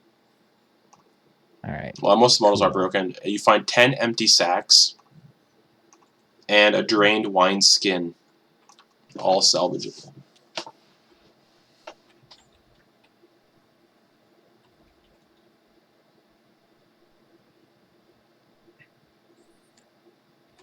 Vinegar. Awesome. Cool. Thanks. All right. Neat. Melody, taking another moment. And we'll call it good. All right. Like, yeah, got some good vin from there. What's everybody else doing? Breathing on doors. All right. Yeah, you breathe on that door, Menchu, and nothing happens. And I I'm go in. just staying ready. Oh, I love this. I love it so much. You breathe on it, nothing happens. You open it. Yes. Okay. You open it. Well, it's a stone door, so it wouldn't groan. This room is cold. Frost coats the walls and floors, becoming thicker around a life-size statue of a dwarf that stands against the south wall. The drawer appears to be covered in brown fur. Rusty meat hooks and chains dangle from the rafters. You get the idea this is probably a larder at some point. But yeah, in the middle of the room is a fuzzy brown dwarf statue. I touch the statue. Cool. You touch the statue. You need to give me a Constitution saving throw.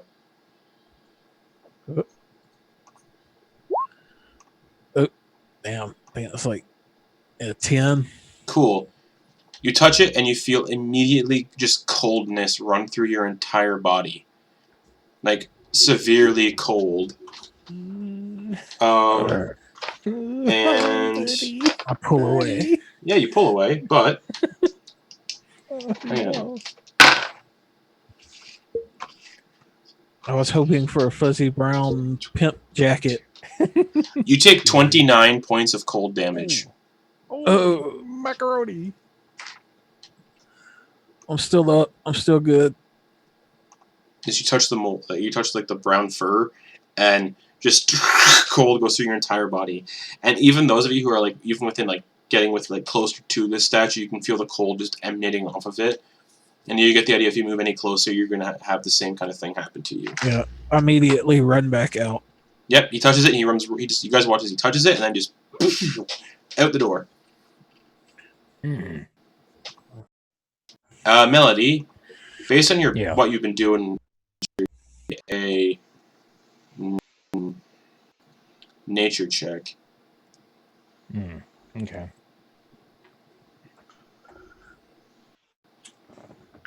Where's Darryl? While he's doing that, I'm going to Oh, wait, there we go. second wind. Yep. 14. 14. You would know that to Yeah. be brown mold.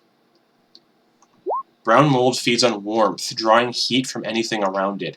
A patch of brown mold typically covers a 10-foot square, and the temperature within 30 feet of it is always frigid. When a creature moves to within 5 feet of the mold for the first time on a turn, or starts its turn there, or essentially, touches it, it must make a DC 12 Constitution saving throw, taking 4d10 cold damage on a failed save, or half as much on a successful one. Brown mold is immune to fire, and any source of fire brought within 5 feet of a patch causes it to instantly expand outward in the direction of the fire, so the mold grows outward, covering a 10-foot square area, with the source of the fire at the center of that area. A patch of brown mold exposed to an effect that deals cold damage is instantly destroyed. And And that's brown mold in that statue. Interesting. 4d10. So, yeah. And just so it's clear, it's a very cold Mm-hmm. type of mold. Yeah.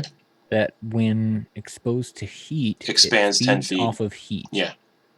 It'll grow 10 feet. Like, around. And But being exposed to cold destroys kills it. Yeah. All right. Melody's going to be like, oh, gosh. Yep. Yeah, this is one of them. Ray of Frost. Gone. Just a dwarf statue behind it. Yeah. I would have liked to have collected some of that, but probably wouldn't have been safe. And now the room is starting to warm up a little bit. Melody's going to see about getting a closer look at this statue. Okay. Based on what it looks like, you know it's petrified. And it's probably over 1,000 years old. So this is a person. Yeah, a dwarf who got petrified, and the statue's over 1,000 years old, just by looking at it. And Ooh. yeah. Wow. Oh, man. It's too bad we don't have any more clerics that could just bring this guy back. Well, you still age while you're petrified. You do? I've always ruled it as such. Oh. Because you're not dead or anything, and you're not really... Yeah. I kind of like the idea that when you're petrified, you're still aware, but you can't really do anything about it. Oh, screwed. Oh, that would suck. Okay, nobody liked that. Yeah. Yeah. Ain't nobody gonna mess with that. Jeez. Ugh. Yeah. Yeah, okay. This guy's super dead then. I imagine he does not have a future.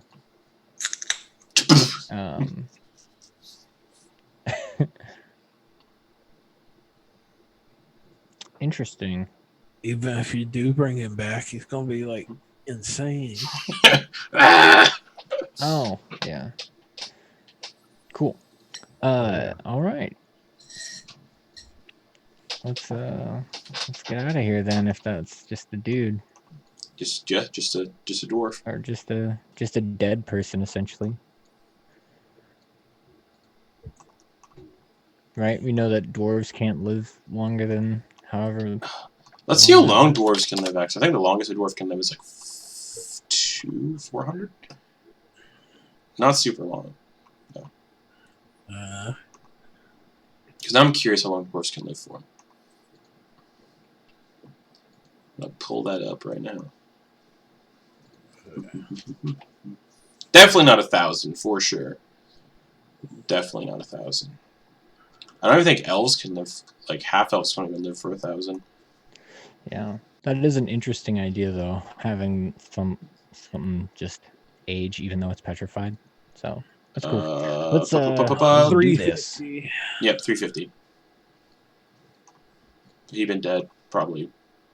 Let's get a move on. Sure, you get a move on, and you instantly see some more alleys.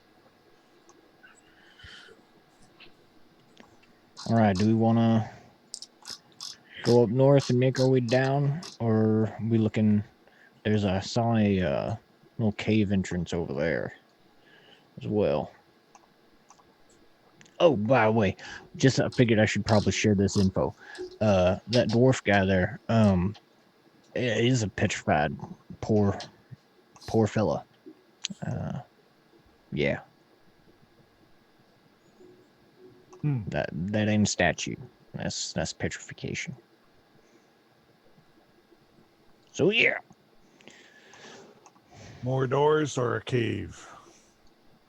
Let's do cave. We've had a lot of doors right now, so. Okay. Auggan goes to the cave. You go to the cave. Or tunnel, or whatever it may be. Somebody else can breathe on this one. You look in the cave and you see Ugh.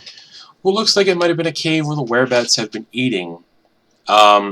You get the idea that they had communal dining habits and ate together in this little cave, the floor of which is littered with the bones and exsanguinated corpses of dead rodents, shoe-sized crickets, and blind fish. Shoe-sized crickets? Shoe-sized crickets. They're a foot long. Jeez. Imagine how loud they would be. Yeah. But yeah. But you want to look around? I'm getting out of here. Yeah, I got it. Yeah, I figured. Melody's gonna kick some of this stuff over. Yeah, don't find Make sure shit. there aren't any like Nope. survivors Nothing. of anything, or okay. Nobody's left any. Just goblin poo, and...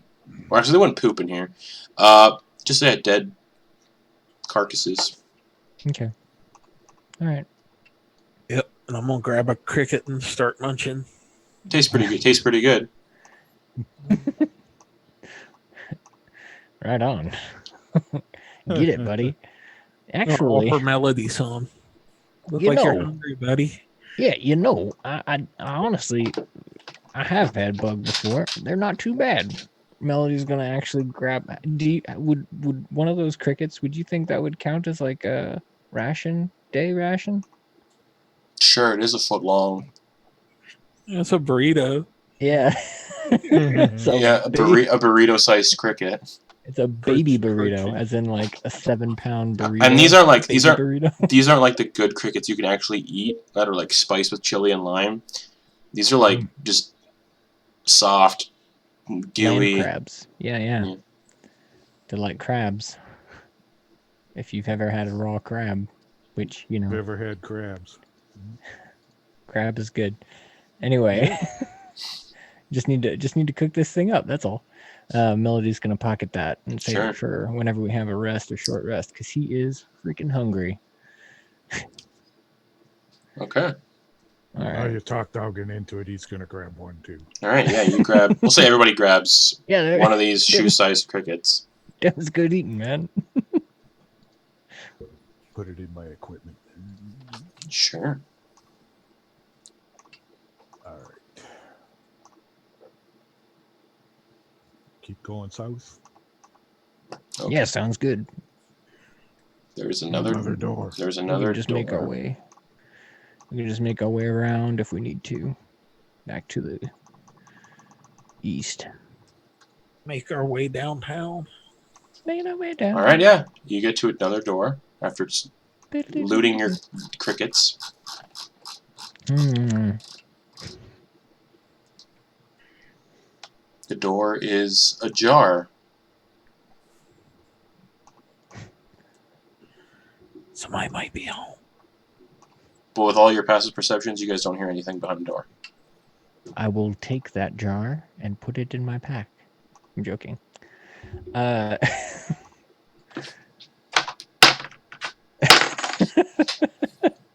Do I get psychic damage from that? Yeah, 200. Yep, nailed it.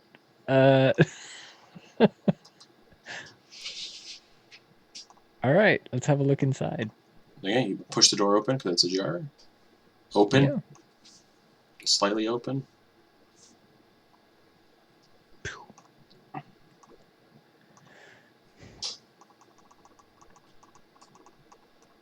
Alright, you push the door open and 4 chandeliers made from old wagon wheels hang from the rafters by frayed ropes. Melted wax trails down them like icicles. Wooden tables and benches stand in rows beneath the chandeliers. Empty tankards lie scattered on the tables and the floor amidst dust, mold, and cobwebs. Basically, it looks like it was a mess hall at some point. Hmm.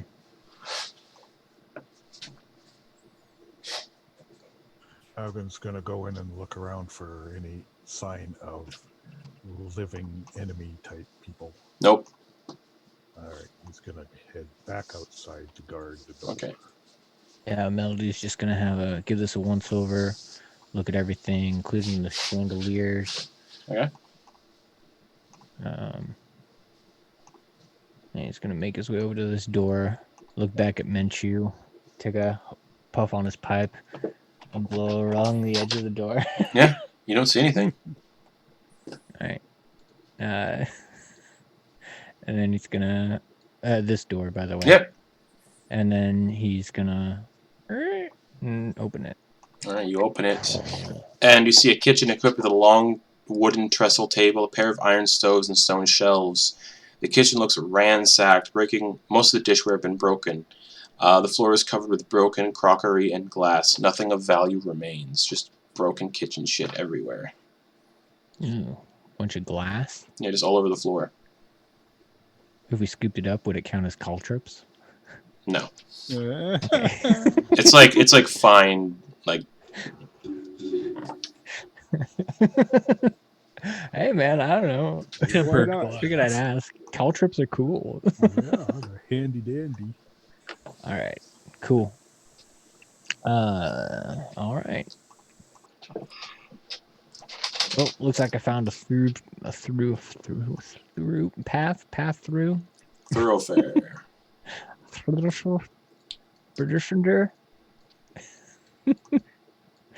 All right.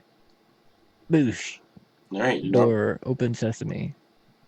open sesame. Auggan doesn't hear anything and sticks his head back in and can't see anybody. Where'd you guys go? Oh. Hey, over here. Oh, I see. Okay. Okay.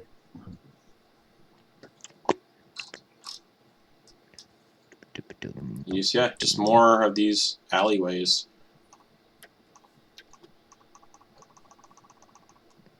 Sorry, I'm making it bad. You got that polygon tool. You guys just passed the door, just so you guys know. Yeah. Okay. And then boom. I was just trying to get my bearings because I know that the river should be around here somewhere. Just trying to figure out how far away it is.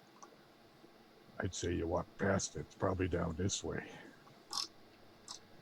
No, I mean like east wise. I don't know. Is this a wall? Yeah, stone. Oh, okay. Cool.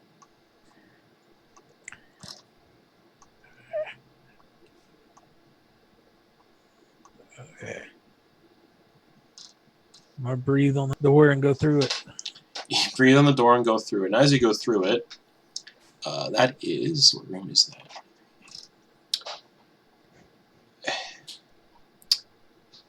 You open the door, and you see the floor is strewn with frayed paper mats. 6 tapestries lie heaped in a corner. And you see in the room are 2 boars sniffing around. Like, it looks like they're looking for food. Like pig. Yeah, boar. You get the idea they're probably looking for food. Don't. Remember, wildlife. Wildlife. You have to not attack the wildlife first. But how did they get in here? I'm gonna take a note from her earlier, and I'm gonna hold my 15 berries out for them. Okay, give me... You know what?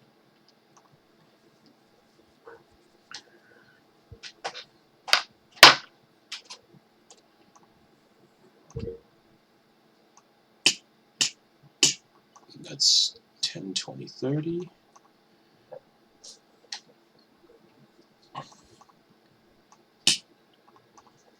And then it moves up to you. And it sniffs the berries. Give me an animal handling check as it gets close to you. It's going to be 30-20. It eats the berries out of your hand. And then moves back. Oh, you're not gonna let him get a mount? You'll get that goblin a mount. A boar mount. That'd be awesome. And they keep rooting through the room.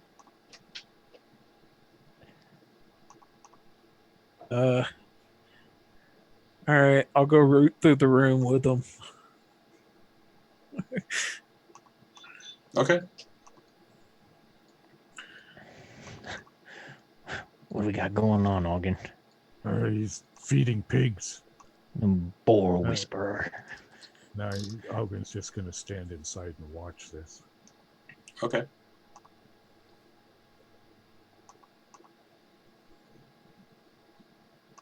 I just start searching through stuff.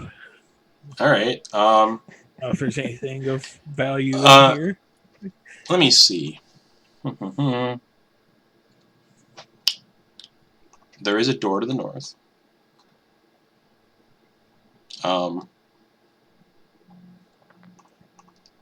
Yeah, there's a door to the north. And that's really all you're going to see. Oh, the corner, yeah, where you are, look at the tapestries, rather, yeah.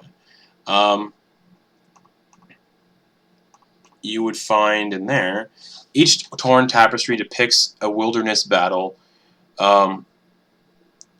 between primitive human hunters and one or more monsters, including a unicorn, a displacer beast, an owlbear, a pack of wargs, and a griffin. But they are all torn.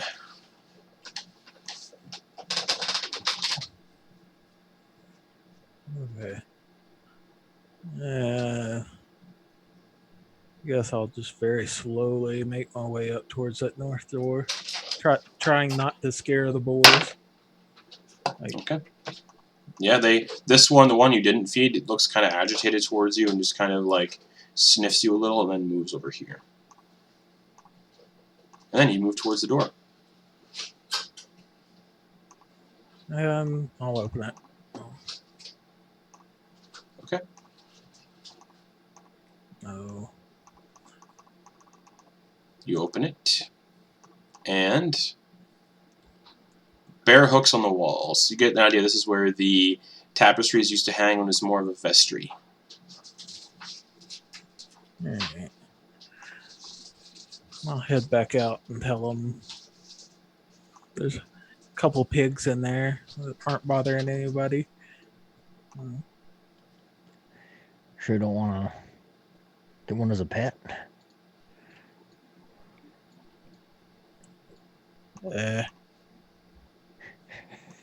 Another mouth to feed. I get it. Okay. And I'll walk back in. I'm taking his suggestion literally. I'm going to slowly try to ease up to the one that was like okay with me and try and pet it.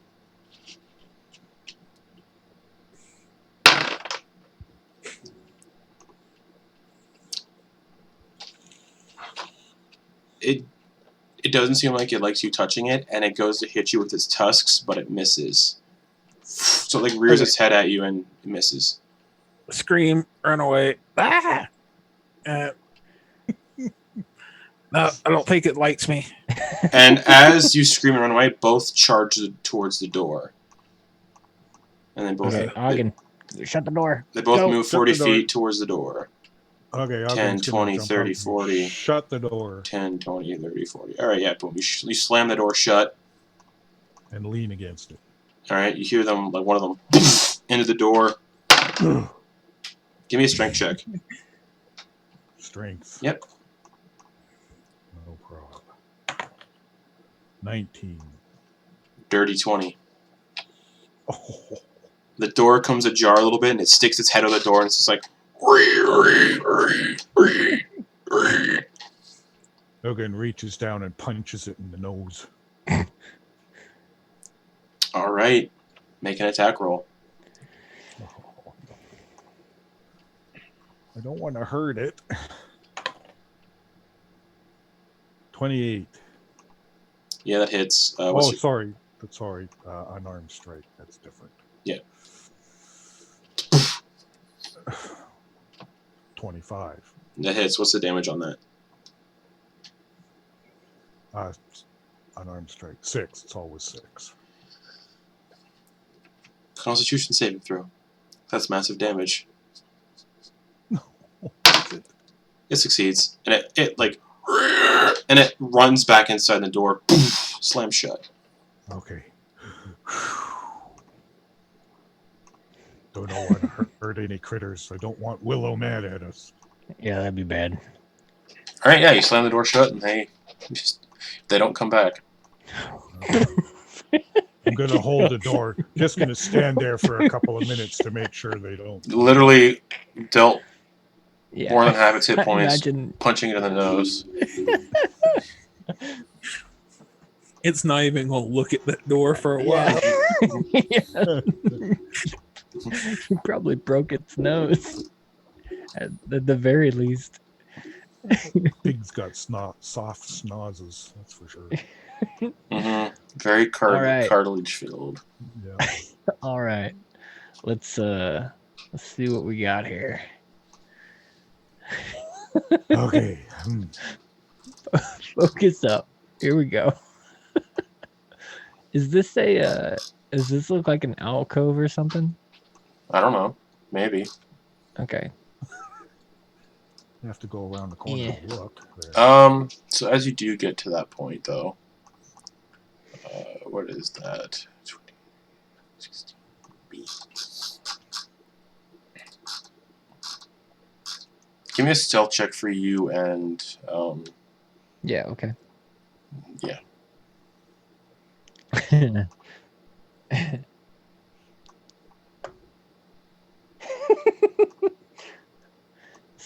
7 for me and 9 for Rylie. Cool. Oh fuck. Oh my. So you see, where? Howdy. I gotta look. Salutation. Okay. Yeah. You see 12 werebats. Oh, these are Yeah, but they're currently in goblin form. I believe. Yes. okay. And they are congregating. 11 of them are seated around a 12th, who is standing in the middle and telling a story. Crude chalk drawings cover the walls, and they all look at you. Salutations. Melody Buford Forrester. Nice to meet you. And they all... I'm Rylie. take on hybrid form.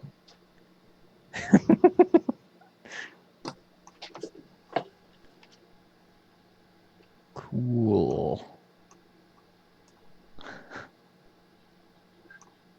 Telling a story.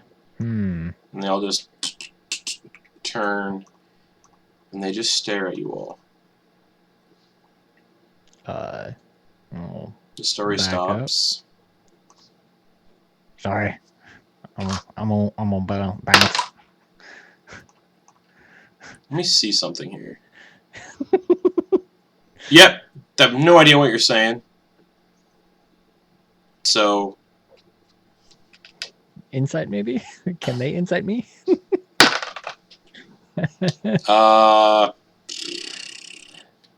12. I don't know. They That's go, up to you. They If go that- back. if They go back to telling your story. They turn away. Okay. Neat. Lot of goblinkin over there. Menchu. Yeah. They didn't seem to bother us, but they are in the middle of telling a story, so you might not want to interrupt it. Oh, okay. Maybe you can figure out what they're saying. I definitely can't. All right. Okay, I'll stealth right up to that corner and try and listen. Give me a stealth check.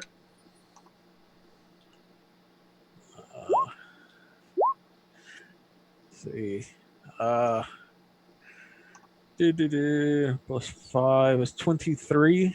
Okay, you sneak over, and they're basically telling a story of how a goblin tribe had found sanctuary in Undermountain, hid from the Green Dragon, and made peace with the Archdruid Willow. And they mention that when they speak the dragon's name, they don't say Tearulai, they say Valdemar. And he told you his name. Everyone, Willow and himself said his name was Tearulai to you guys, and the werebats are referring to him as Valdemar. Alright.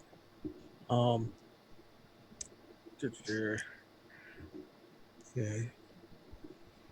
Yeah, I'd say I'm smart enough to pick up on that. Alright. Yeah, I'll relay that to you, Melody. Sure. Huh. Valdemar. Well, Hushed whispers. yeah. I mean, maybe that was his name before he got stabbed in the head. Yeah. Maybe. Yeah. You think that's worth? You guys think that's worth telling him?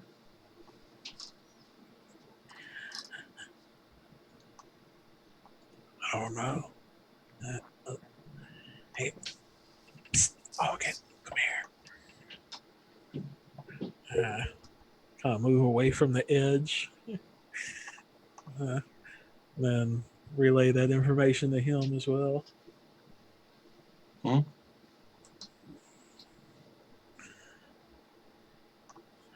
What do you think, Auggan? I think we better sneak away from here. Yeah. All right. Let's keep moving.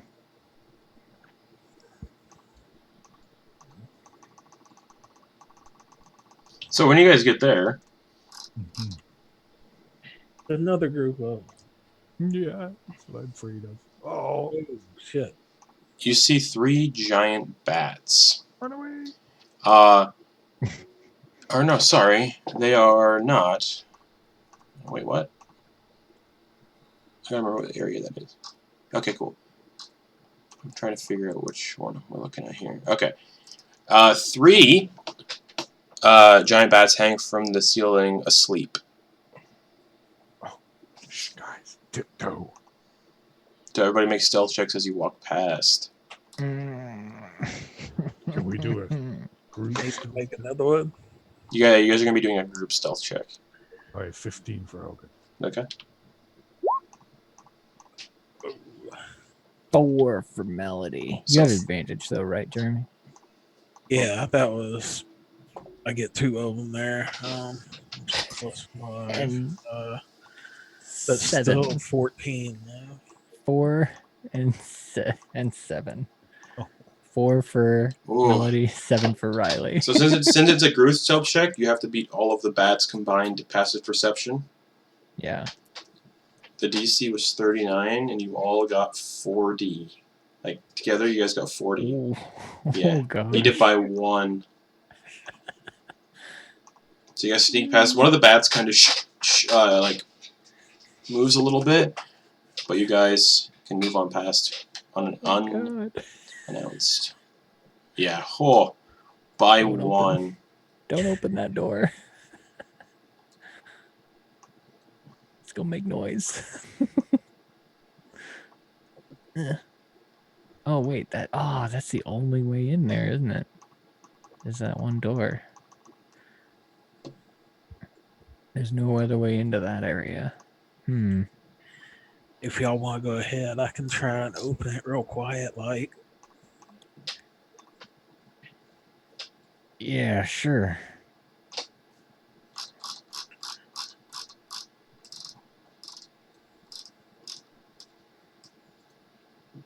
Okay, you're opening that one. Are you gonna try to open that one, or? Once they get clear, I'm going to stealth open it. Okay, stealth check.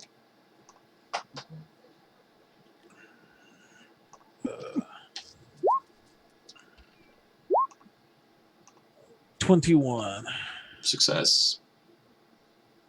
Alright. So you stealth open the door and you go inside. Yes. Door. Another fucking bathroom. And the door at the south is open wide where the bathroom is. You see 8 rows of bunk beds stacked 4 high around the length of this room. Along the walls are piles of splintered wood, the remains of shelves, which are the remains of shelves. And then to the south contains is a bathroom that contains a working sink, toilet, and bathtub, all crafted from polished stone and rusty iron fixtures. And there is nothing in this room of value.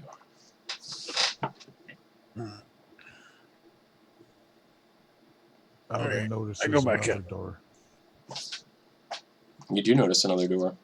I do And rattle it, see if it's unlocked. it's unlocked. Quietly open it.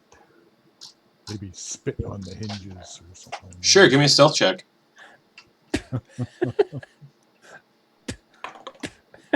18. Yeah, sure. You, to stealthily spit, you have to kind of just drool so that you don't make Yeah, the spit That's sound. right. That's So, right. yeah. Drool on it. You open the door and you see Lick the hinges. what appears to have been an apartment of sorts. 6 wooden bunk beds with moldy mattresses stand in a row. Discarded rugs, empty chests, broken dishware, and rusty weapons lie scattered about. Another door.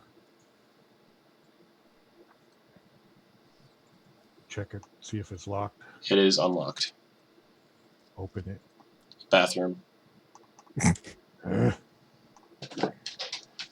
Goes in, takes a leak. In All the right. sink. In the tub. In the In the sink.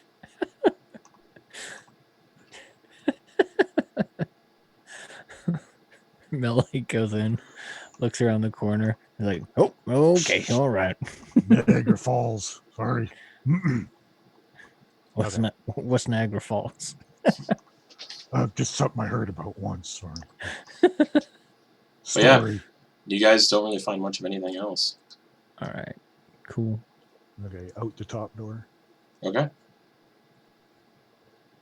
I'll assume Menchu's following.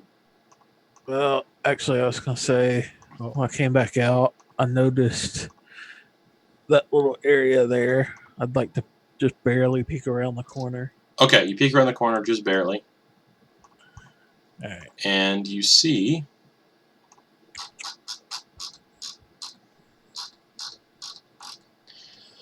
scores of harmless bats roosting on the ceiling, their guano covering the floor of this unlit cave in sticky mounds.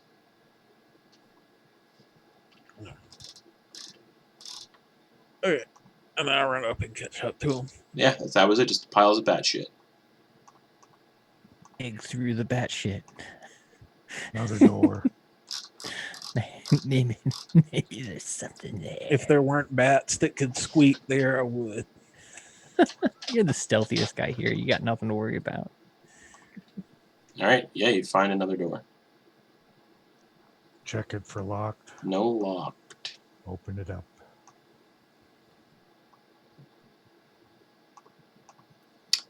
A woven black mat covers the floor of this room, and dented shields hang from wall hooks. The shields are otherwise useless because they're all bent and dented and rusted and just out of shape.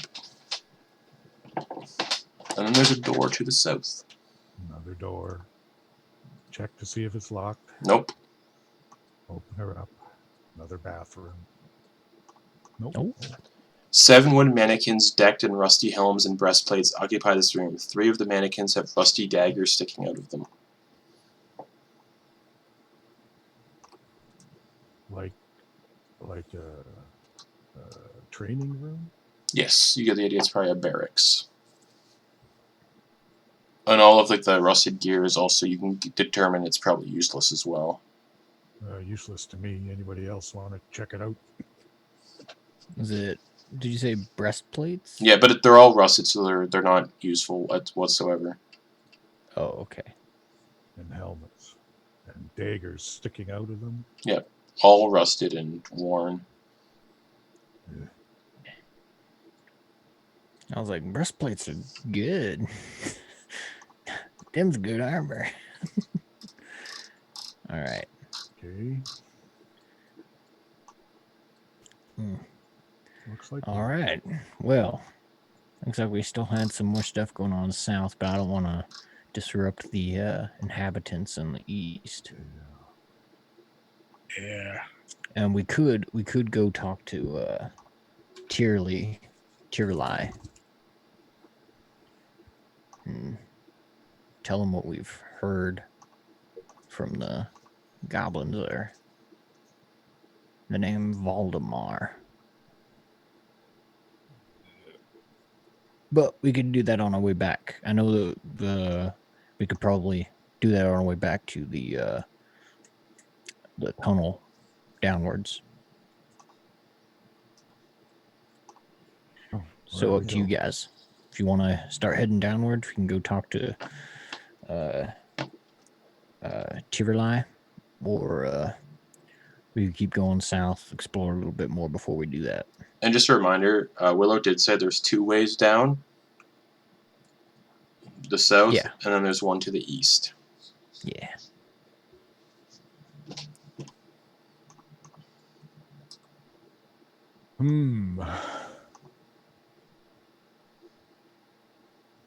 Where you going? We going? All my bolts are belong to you. All right, let's go. So you're Back going, south. okay, you're going south? Yeah. See the rest of this.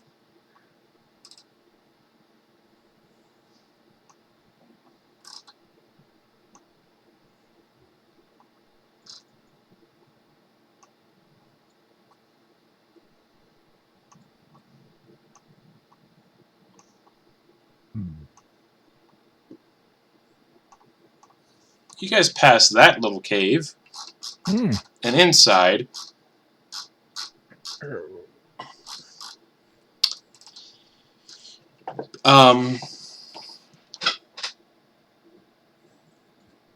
it's just a lone little weregoblin. He, you can see from just like as you pass, his left eye is blinded by a cataract, and he has a shock of white hair. Oh, old guy. Looks like we got an elder over here, Menchu. Anybody want to talk to him, maybe? Might have more He flies over. details on this Valdemar. Hey, over give me your food. Oh, you I'm want some? Menchu. Who you? Mobar. How Do you how speak about in something oh, we sorry. can understand? Sorry. Only Menchu can understand him. Okay, goblin. And in the cave, as you guys can look behind me, see the cave is unfurnished, except for a moldy old wooden chest sitting about 10 feet off the ground in the southwest corner. I'll offer him the other half of my cricket. Oh, thank you.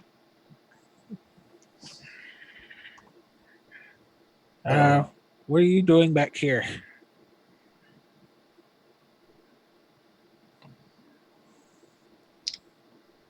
I'm making gifts for Willow. Oh, is Willow your friend? I'm smitten with her.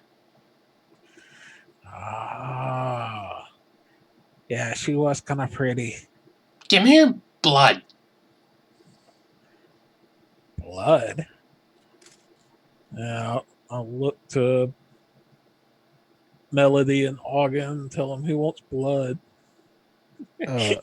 How about an exchange? I actually have a vial of I blood. can't understand what your friend's saying.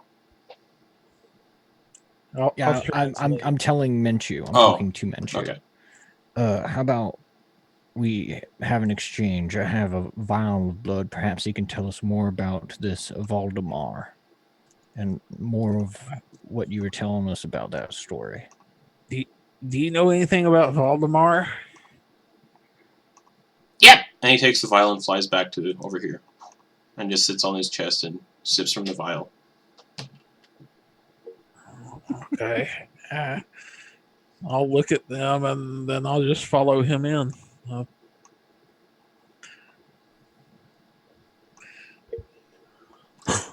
And go sit down. Well, or can you tell me anything about him? Yeah. We all sit down. First off, your friends don't come in here. Kids at story time. Oh, okay. Never mind then. Okay. And I'll like hold my hand up for y'all to stop. Yep. Oh, yeah. Okay. We stop.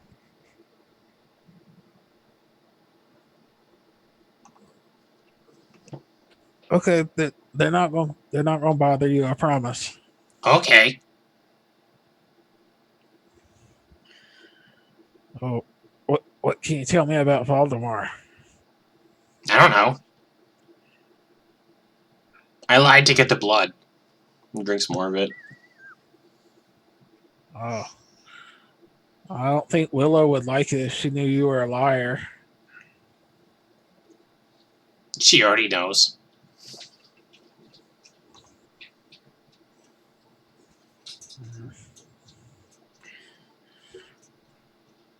Okay, well. And what'd you say? There's a moldy chest in here? Yeah, he's sitting on it right now. Worry, man. There's nothing in there. It's probably just some goober stuff for. Wait, so what you got in the chest? Oh, stuff I've been stealing off of people me and my bats kill.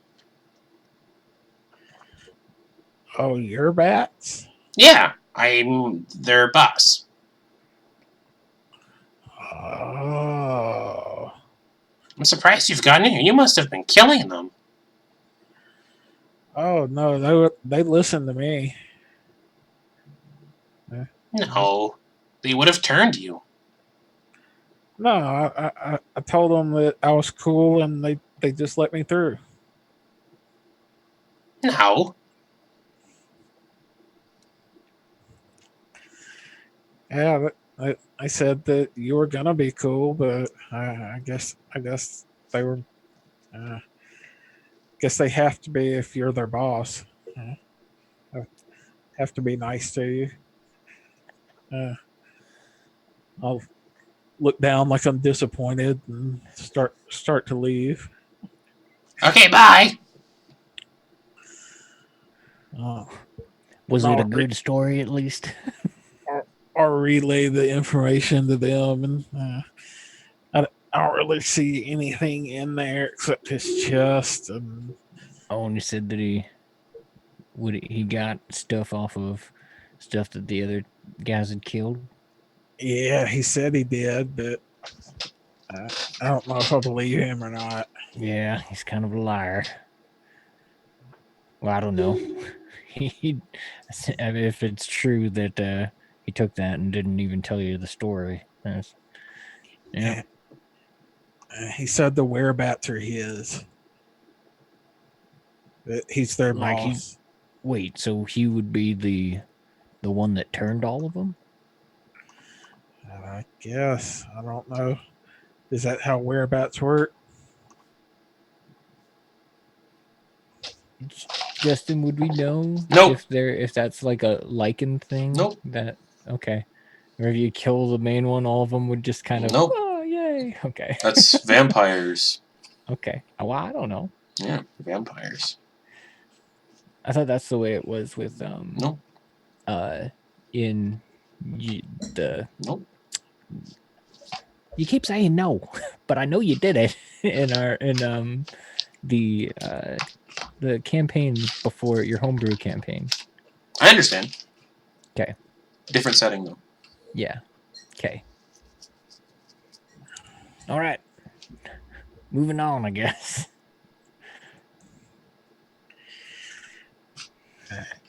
That is unless you want to try fighting this guy.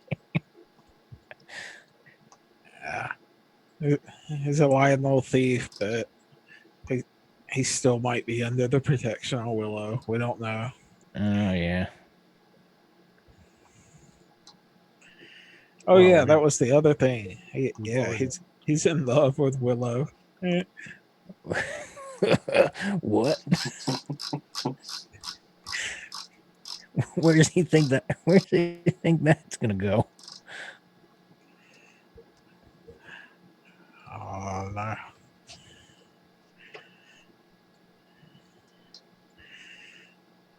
All right. We'll check this door. What do we got here? An unlocked door. What'd you say? Unlocked. Okay. Open or because it's stone. 6 empty iron cages, each 5 feet on a side and secured with a rusty padlock. In the cages.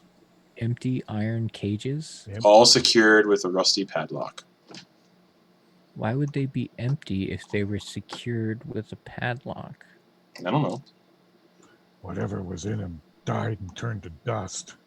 Hold on. Melody's gonna kick one of them. Nothing happens. One of the locked ones? Yeah, nothing happens. They're all locked. This is weird. Why would you lock up an empty cage?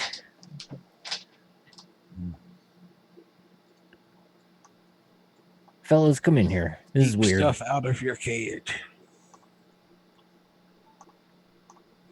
I don't think any of us have thieves' tools. So Die. The actual No. cage. I don't think so. Unless I found some somewhere. so is it like if I have a look around, Mm-hmm. is there really like anything else going on here? Like if Nope. you try to move one of these somewhere else, is there anything? Does it look like these things are obscuring anything? Nope. Okay, fuck it. Let's leave. It's literally all the room is. Okay. Oh. That's just so weird design-wise, having a whole bunch of locked cages. Careful Time over wasters. against that wall. We've got a stream here, guys.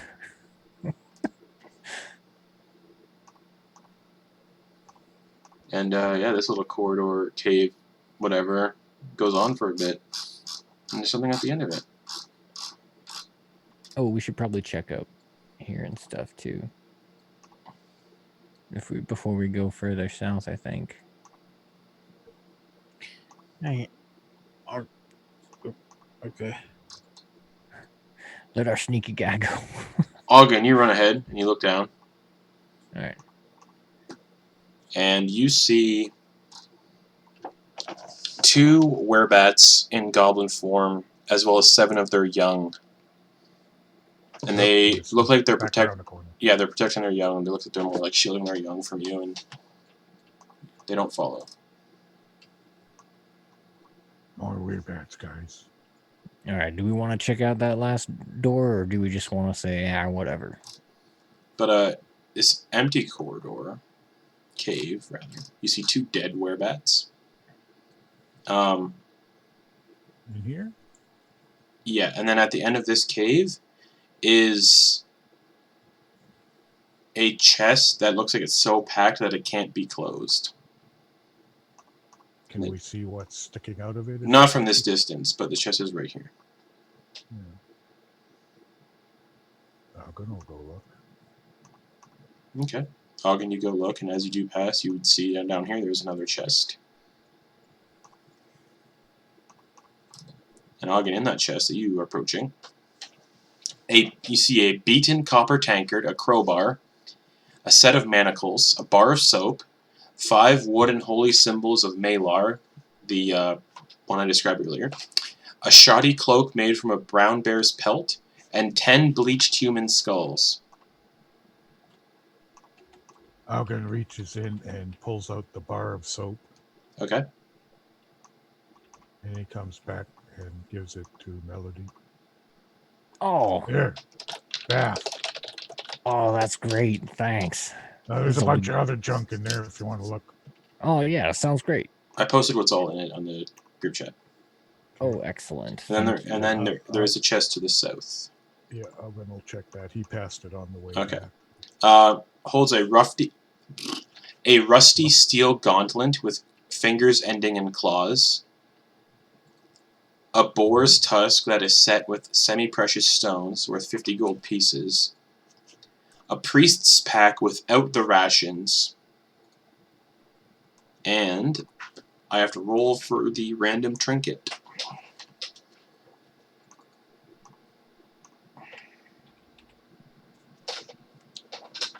So that'll be...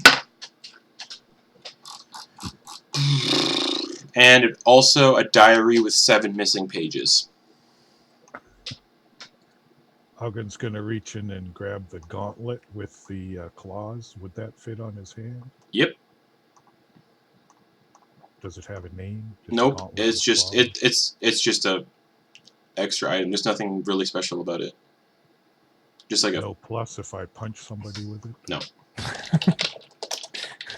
Sounds like it would. Okay, well, he's going to stick it in his backpack anyway. Sure. And then the south chest I posted in the group chat as well. All right.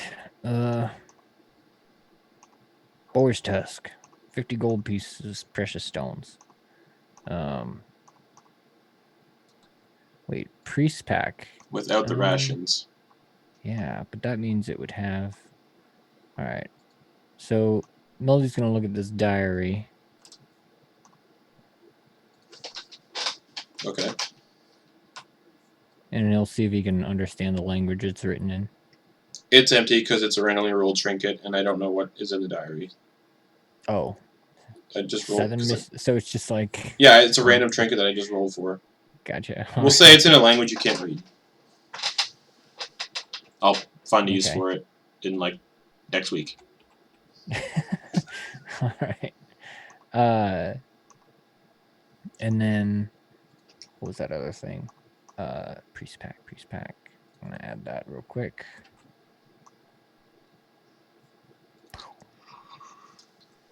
All right. Added priest pack, and I'm gonna make sure that I only have those rations that I have. Cool. Awesome. I got some incense. We got some manacles. Got some candles. Oh, and a brown bear cloak. Anybody want a cloak and not have one? I like my cloak. All right, because this one's looking right up Melody's alley. Okay. Cloak. There's nothing. It's not an official item. Okay. Yeah. I will add it at some other point then.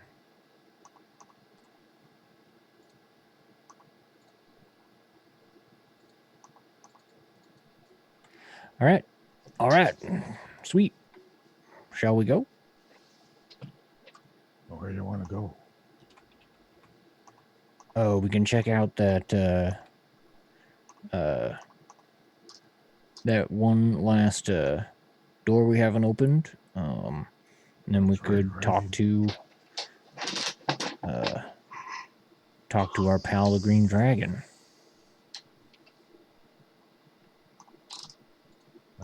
Perhaps I should do that on our way out.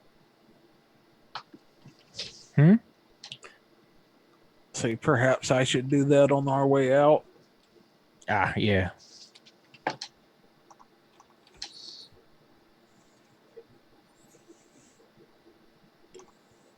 All right, let's go.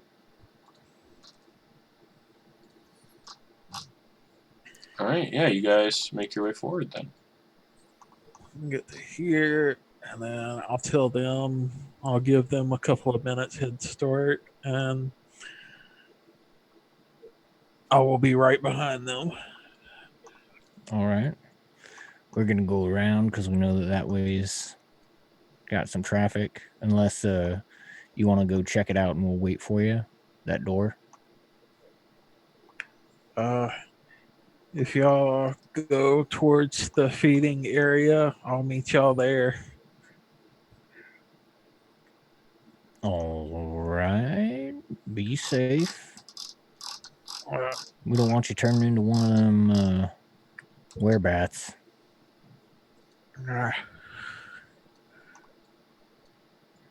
And they'll start walking. Okay.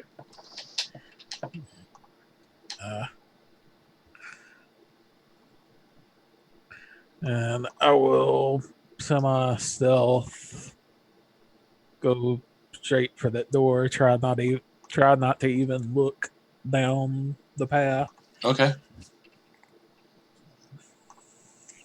they're too preoccupied with defending their young, so they're not going to worry about it. You get to the door basically without any issue.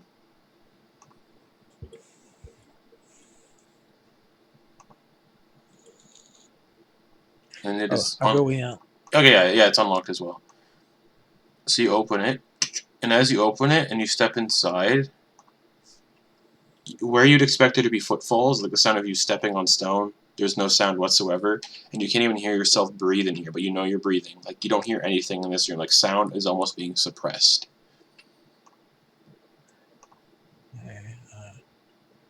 And mounted on the walls are rods, and hanging from those rods are a dozen empty bird cages. Countless old feathers lie strewn across the dusty floor. And then you see another door. All right. I'll try to purposefully make a sound like, bah, bah. Hello? Hello? Yeah, you don't even hear yourself speak. Okay.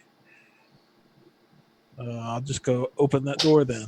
Not even trying to stealth now. Yeah, you open that door. And you would open up to reveal 6 wooden beds line the walls of this room. At the foot of each bed is an empty chest. Draped over a wooden mannequin against the north wall is a suit of padded armor, a pair of thick padded mittens, and an open-faced helm fitted with a steel grill. Okay, so like a training dummy again, right? Yeah, that's wearing padded armor. And looking at the armor, it looks like it wouldn't really provide any benefits compared to like what you're wearing now. Yeah. Basically, it's useless armor. What kind of is it? Like straight up just padded armor? Yeah, it's useless. Yeah. All right. You said there's a chest at the foot of each bed. Yeah, but they're all empty. Darn. Looking back into the other room, like all the bird cages are empty. Yep. Damn, this place has been a bust except for that one scroll.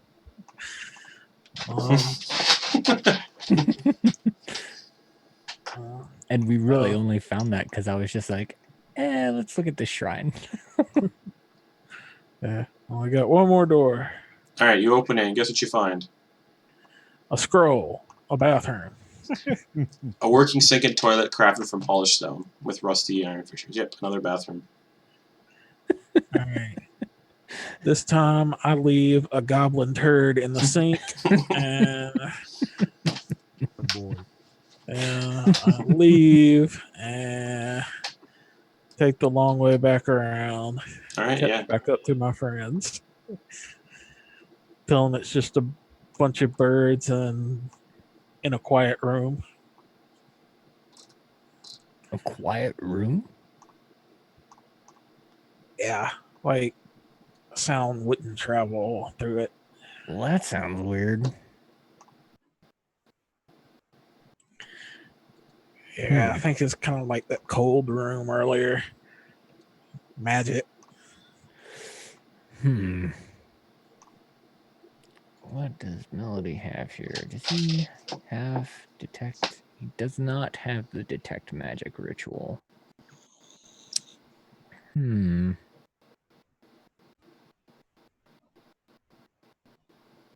All right. Well, unless if you guys want to beat the piss out of that old guy. I kind of do, but kind of don't. I'll leave it up to you guys. Who knows what he's got up his sleeve? Seems like he might be. Or in his chest. Yeah. But we could be greedy. Who knows? Yeah, I want to, but at the same time, I don't want to attack first. Yep. All right. That sounds good.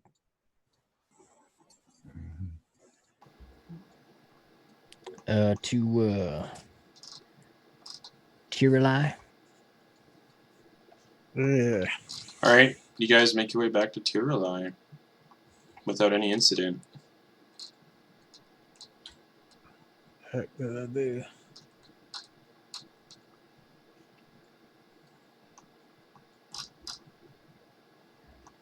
We'll say basically where you guys are standing. You could probably see like the actual building.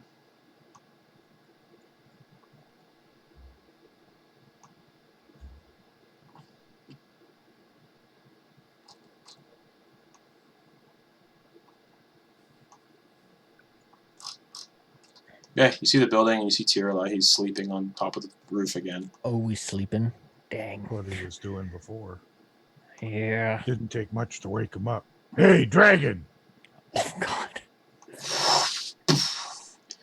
Lands in front of you guys. 10 feet long, 10 feet tall. Just. What is it? Well, Menchu here was listening to some of them, where folk to the south, and they mentioned a name, but we're talking about a green dragon. The name was Valdemar. Okay. And? Does that ring any bells? No. Huh. All right. We figured, they said that it was, what was the story again, Menchu? That they had cut a deal with him. With Willow and Valdemar. Yeah. So they could live, I guess, in quasi peace. Yeah. You ever heard that story? No. Must be another green dragon, huh? Doubtful there aren't any other green dragons here. Do you remember much before the incident? And Melody will point at his own head. But like, I don't know what you're talking about. when you got the thing in your head bits there, No. you don't remember anything No. from before that? No. Do you know there's a thing in your head there? Yes. Can I pull it out?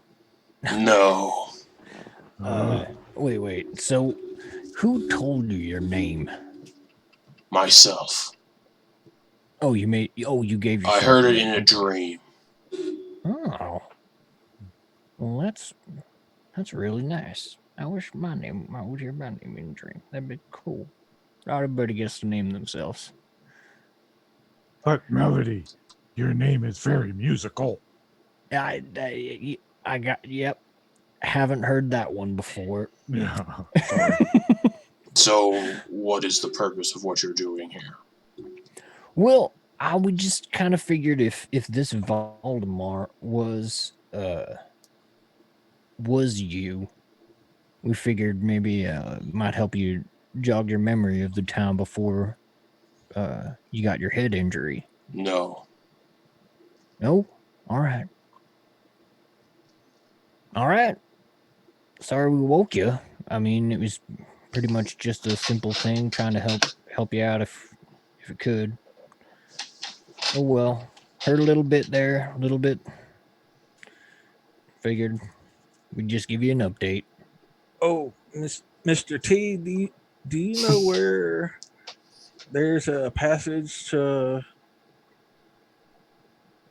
further down to the east? He motions his head forward in the direction you guys have already. Oh, east. Sorry. He motions towards his building and towards towards a bridge spanning across the water that's covered in moss.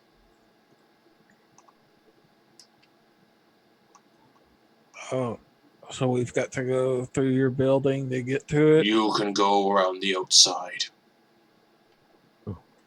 Around the outside, around the outside. Okay. Not inside. All right. Sounds good. Thank you. Are And you then- sure? Yes. Okay. And then back and sleeps on top. And like curls up on top again. Let's go around. So he basically meant go up the stairs and then there's a bridge on that you need to cross. Oh, okay. I thought we were. No. Oh, I thought going up the stairs would be encroaching. He said just don't go inside. Okay. All right. Cool. And since there was no bridge on the map, I had to make it myself. Oh, really? So you see a mossy stone bridge. There we go. All right. Step on the moss. And that No, bridge, solid. everybody, just so you No, know, Oh yeah. an arching bridge of moss-covered stone spans the river at a height of 30 feet. Oh wow. So it's 30 feet up. And, yeah. Obscured by the moss, you can see carvings of trees and vines.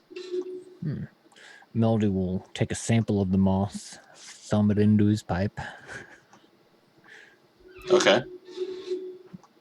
give it a little light, see how it goes, see how smooth it is. maybe Doesn't there's really light its moss. Right. But I mean, like, yeah. He'll just grab enough of a sample to dry Okay. out and Okay. smoke later. Okay. He doesn't have any more tobacco, so he's got to fill it with something. Mm-hmm. Let me see. Actually, I think I might. Let's see. I got to make sure that he does or does not have any tobacco. Are we all right time-wise, Justin? Yep, in like a minute or two. All right. Guys want to stop for a short rest? And then we can... Before we head up north here? While we're still on the bridge, maybe? Or... Resting on the bridge? Yeah, sure. Cool. As you I'm ready all for rest whenever y'all are. sit down for you can just do long rest or short rest. Short. Okay. As you guys all sit down on the bridge, kicking your legs over the side, looking down at the water. That's where we're gonna take a break. Or that's where we're gonna end for the week. We'll pick up next week on this little bridge. All right. All right. So, thanks for watching, everybody. Yeah. Awesome. Woo! And we'll be back in about 15. Not when we generally don't start at 10:30 on time because we've got to wait for everybody to get here. But we'll see you all in probably about 20 minutes, 25 minutes, half an hour for Beneath the Tide. Yeah. So thanks for Have watching. fun, guys. Yes, thanks for watching, everybody. Thanks for watching this bathroom-filled episode. We'll see what happens next week with Dungeon of the Mad Mage. So good night, everybody. Good night. Good night.